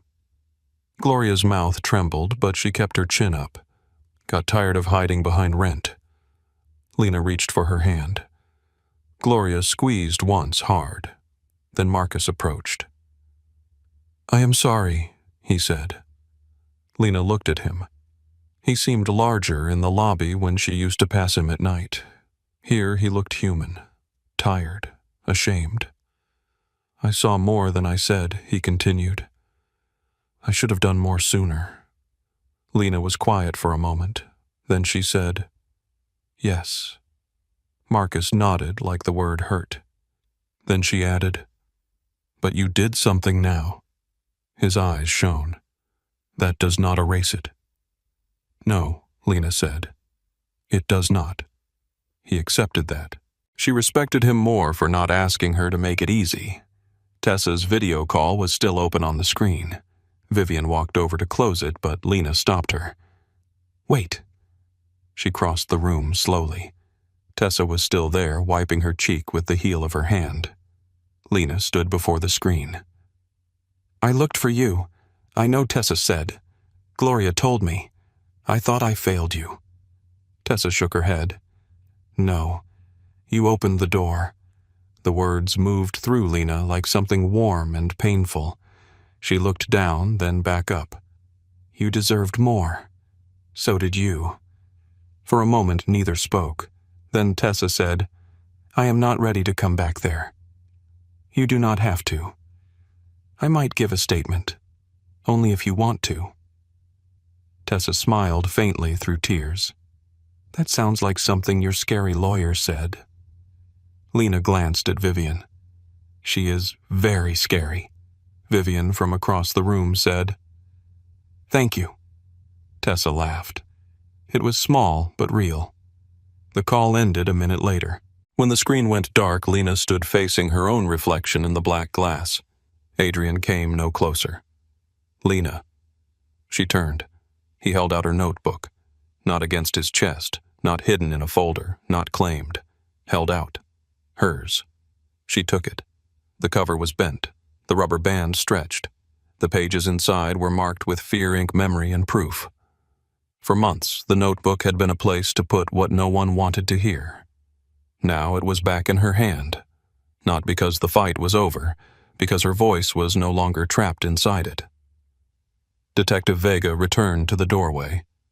Ms. Hart Lena looked once more around the boardroom, at the empty chair, at Meredith being escorted out by security, her white blazer bright under the cold lights, at Warren Pike speaking quietly with compliance, his face older than when the meeting began, at Gloria near the wall, at Marcus by the door, at Vivian gathering files, at Adrian standing still watching her as if the next move belonged only to her. It did. Lena walked toward the door. Halfway there, she stopped beside Adrian. Are you coming? His eyes searched hers. Do you want me to? For the first time that day, the answer came without fear. Yes. Adrian nodded once. Together, they stepped into the hallway. Behind them, the boardroom light stayed on bright against the rain-dark glass, exposing every polished surface that had once helped the tower pretend it was clean. Lena did not look back again. The hallway outside the boardroom felt longer than it had before. The awards still lined the walls. Leadership, integrity, excellence. Words polished so often they had lost their fingerprints. But now as Lena walked past them with Detective Marisol Vega ahead of her and Adrian beside her, the words did not tower over her. They looked like frames, empty ones. At the private elevator, Vivian pressed the button and stood close enough for Lena to feel protected, but not trapped. Gloria and Marcus waited several steps behind. Warren Pike remained inside the boardroom with the compliance officer speaking in a low voice that had lost its boardroom confidence. Meredith Shaw was gone from the hall. Brent Holloway was gone too. Still, Lena's body did not believe it yet. Her heart kept waiting for the next corner, the next hand around her wrist, the next soft voice telling her she had misunderstood the shape of her own fear. The elevator opened. Lena stepped inside. Adrian did not follow until she looked at him. He had done that all morning, waited for permission, made space. Let silence remain silence instead of filling it with command. Inside the mirrored elevator, Lena saw all of them reflected in fragments. Vivian's steady face, Detective Vega's dark coat, Adrian's stillness, her own bruised cheek, the black notebook pressed against her chest. The doors closed. The elevator began to descend. No one spoke for several floors. Then Detective Vega said, "Ms. Hart, we can take your statement at the precinct or at my office downtown. You can have your attorney present. You can take breaks. If you do not understand a question, you say so. If you need to stop, we stop." Lena looked at the detective in the mirror. No one had explained things to her like that before. Not as if her limits mattered. Not as if the pace belonged to her. Vivian added, "I will be with you." Adrian said nothing. Lena turned slightly toward him. "You are quiet." His eyes met hers in the reflection. "I am trying not to make my anger the loudest thing in the room." The answer settled into her chest. She looked forward again. Good. The elevator passed the 20th floor, then the 10th, then the lobby. When the doors opened, the sound of Monarch Tower returned all at once. Shoes on marble, elevator chimes, raincoats rustling, coffee cups being carried toward meetings where people still believed the day was ordinary. But it was not ordinary. Not anymore. People turned as Lena crossed the lobby. Some looked at her bruise. Some looked at Adrian.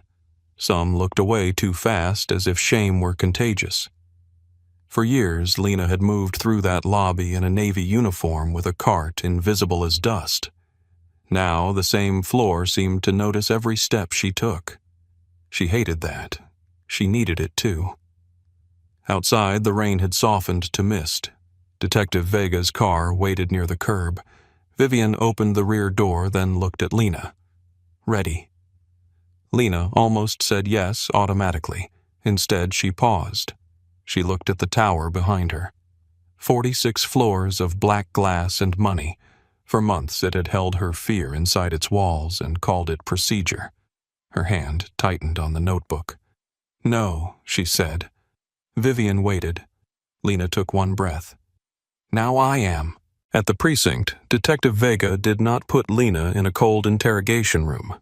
She brought her to a smaller office with a round table, 2 lamps, a box of tissues left within reach but not pushed toward her, and a window looking over a wet street where traffic moved slowly through the gray afternoon. Lena noticed the door first, then the chair nearest to it. Detective Vega noticed Lena noticing. "You can sit wherever you want." Lena chose the chair facing the door. Vivian sat beside her. Adrian stayed in the hallway at first. Lena saw him through the glass, standing with his hands in his coat pockets, his face turned slightly away. He looked like a man built for locked rooms and hard choices, trying to learn the discipline of waiting outside one. Detective Vega set a recorder on the table. Before she turned it on, she said, "Where do you want to start?" Lena expected herself to say, "The supply room." The blow, the lock, the blood. Instead, what came out was, Tessa was crying. Vivian's hand rested near hers on the table, not touching. Detective Vega nodded. "Start there." So Lena did. She began with Conference Room D, the smell of steak and bourbon, the frosted glass, Tessa's voice saying, "Please." Brent's body blocking the door, the radio in Lena's hand, the way Tessa ran without looking back. From there, the words came in pieces. H.R. Meredith's office. Every voice matters. The first meeting, the first warning, the first bruise. The camera turned away from the hallway. The notebook. The missing supplies. The night Brent asked if she had been writing things down. Sometimes Lena stopped mid-sentence because her breath would not move. Detective Vega waited. Vivian waited.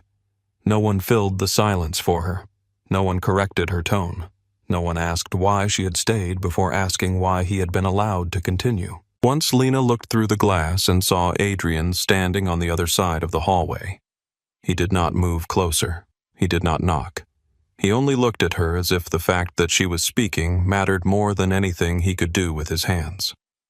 When the statement ended, the room felt both too small and too large. Detective Vega turned off the recorder. "You did well." Lena looked at the table. "I do not feel like I did anything." "You told the truth in a room where it could be recorded." Vivian closed her folder.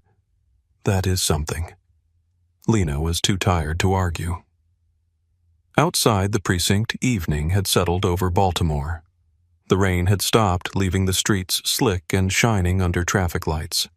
Adrian stood beside a black car, but he did not open the door for her right away.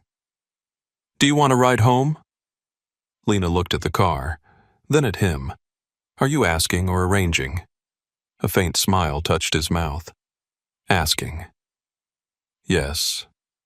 He opened the door. She got in on her own. The ride to Highlandtown was quiet. Vivian followed in her own car. Detective Vega had promised to call the next morning. Promises still made Lena nervous, but this one came with a case number, a badge, and copies. That helped. When Adrian's car stopped in front of her building, the upstairs window was lit. Noah was home. Lena looked up at it. "I have to tell him something. You do not have to tell him everything tonight." She nodded. For a moment, neither of them moved. Then Adrian said, "I will not have anyone watch your building unless you ask." Lena turned to him. That mattered more than he knew. "What if Brent gets out? Then Detective Vega knows. Vivian knows. I know. But I ask first." She looked at his hands on the steering wheel. "Does that feel strange to you?" "Yes." "Good." This time, when she smiled, it stayed a little longer. Adrian watched her walk to the building door. She moved slowly, one hand on the railing, the other holding the notebook. At the top of the stairs inside, Noah opened the apartment door before she knocked. He must have been watching for her. His face changed when he saw the bruise in full light. "What happened?" Lena stopped on the landing. The old answer rose automatically. "Nothing. I am fine. Work was hard." She swallowed it. "Something bad," she said. Noah's eyes went wet. "Are you safe?" Lena looked back through the stairwell window. Adrian's car was still at the curb, but far enough away not to crowd the entrance. Vivian's headlights waited behind it. Then she looked at her brother. "I am safer than I was." Noah opened the door wider. That night, Lena did not tell him everything. She told him enough. She told him she had been hurt at work. She told him it was not his fault. She told him people were helping now. She told him the truth had names, and one of them was hers. Noah sat at the kitchen table in his old Orioles shirt, hands wrapped around a mug of tea he did not drink. "I knew something was wrong." "I know. I should have asked more. You asked. You lied." Lena looked down. "Yes." He nodded like he hated it but understood too much. Then he said, "You do not have to pretend for me." Lena almost broke at that. She reached across the table and took his hand. "I do not know how to stop." Noah squeezed her fingers. "Then start with me."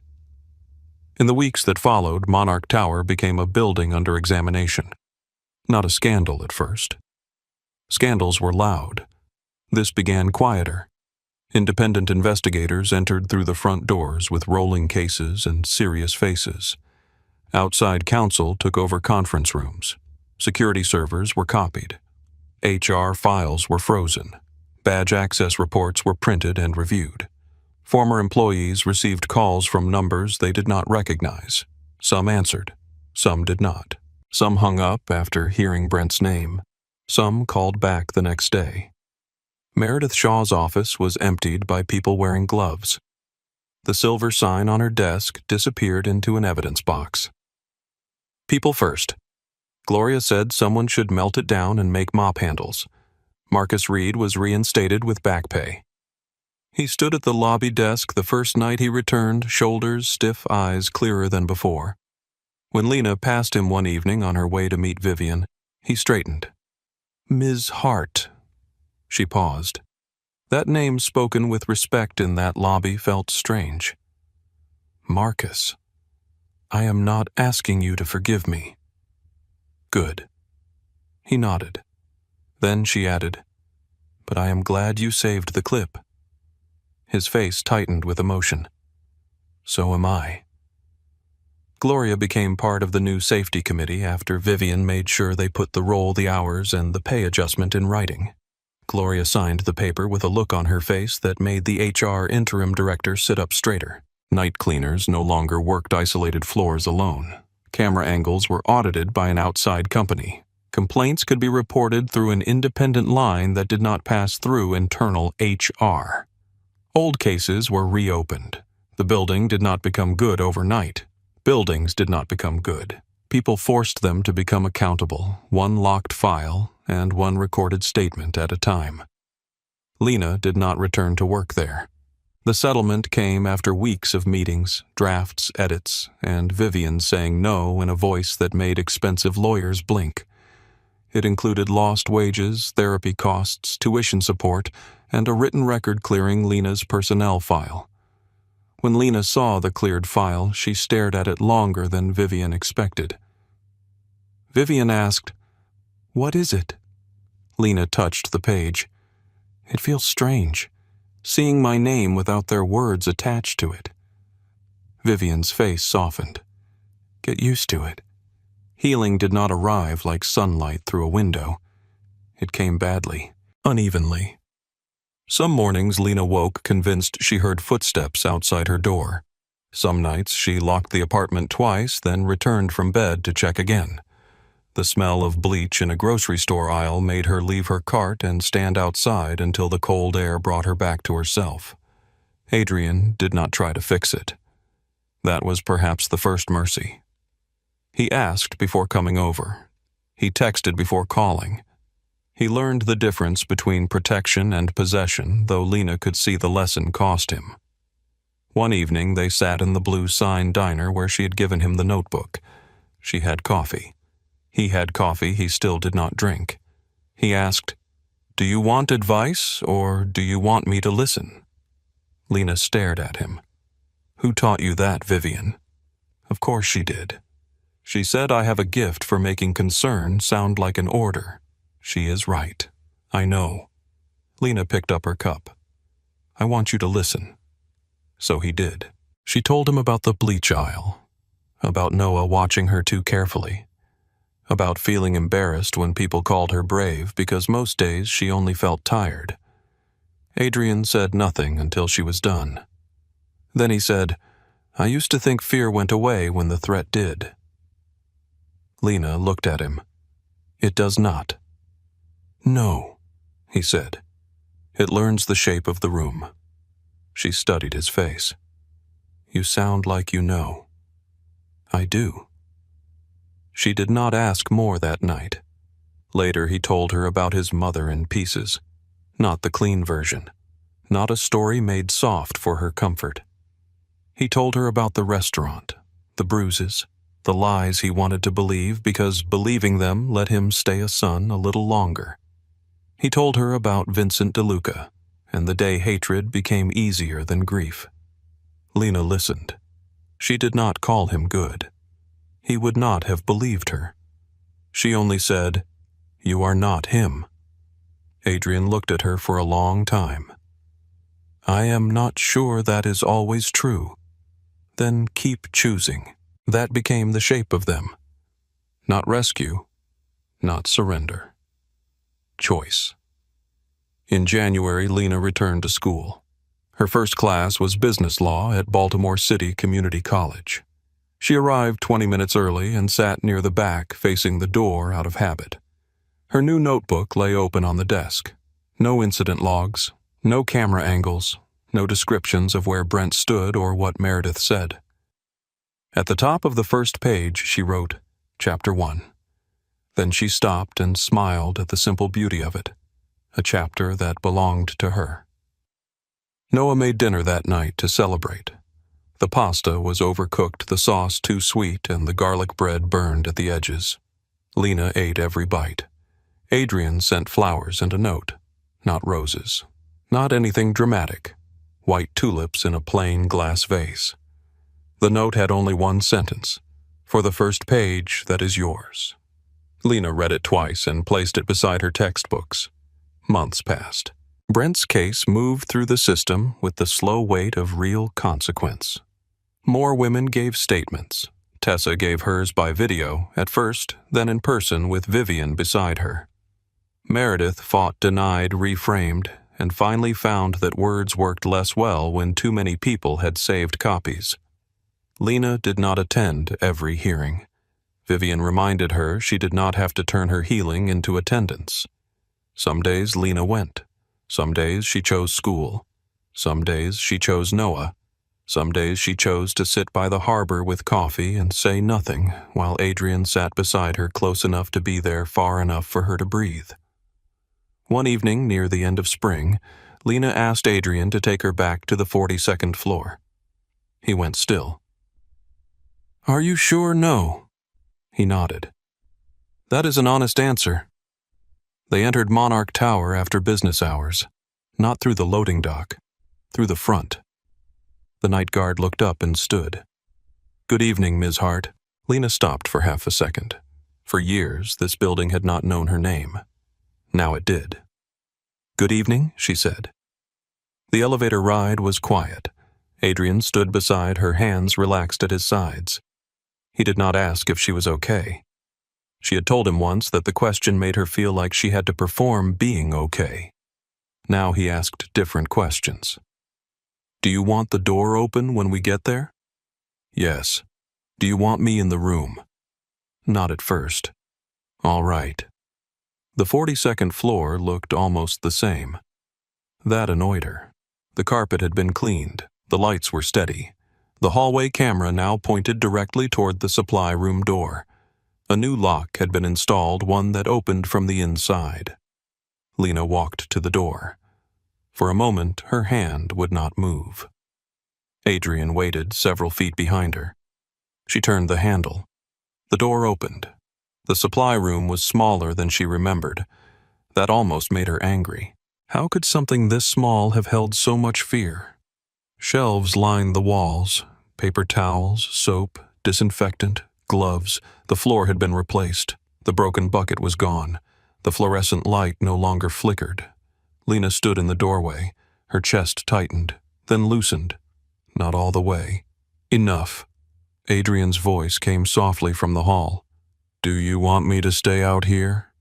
Lena looked at the shelves, the clean floor, the door that opened when she touched it. "No," she said. "You can come in." He stepped inside but stayed near the door. Lena looked around once more.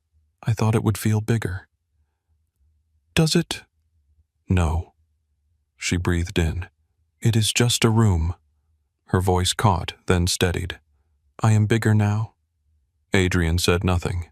Some moments did not need a man's voice over them. Lena stepped back into the hallway. She left the supply room door open. Not by accident. At the elevator, Adrian looked at her. "Where do you want to go?" She thought about it. The diner, home, the harbor, school, anywhere. That was the strange miracle. There were places now, not just exits. She looked at him. Outside. They walked through the lobby together. Adrian did not lead. Lena did not follow. They moved side by side across the marble floor while rain began again beyond the glass doors. At the entrance, Lena paused and looked back. Monarch Tower rose above her black windows, catching the city lights. Once it had felt like a giant with its foot on her chest. Now it looked like a building. A tall one. An expensive one. A guilty one. But still only a building. Adrian opened the door and waited. The rain came down soft over Baltimore, turning the streetlights gold and the sidewalks silver. Lena stepped out first. Adrian followed. For a few steps, neither of them spoke. Then he asked, "Ready?" Lena looked at the city ahead of her. Wet streets, passing cars, harbor wind.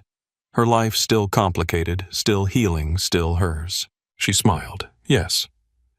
Behind them on the 42nd floor, the supply room door remained open.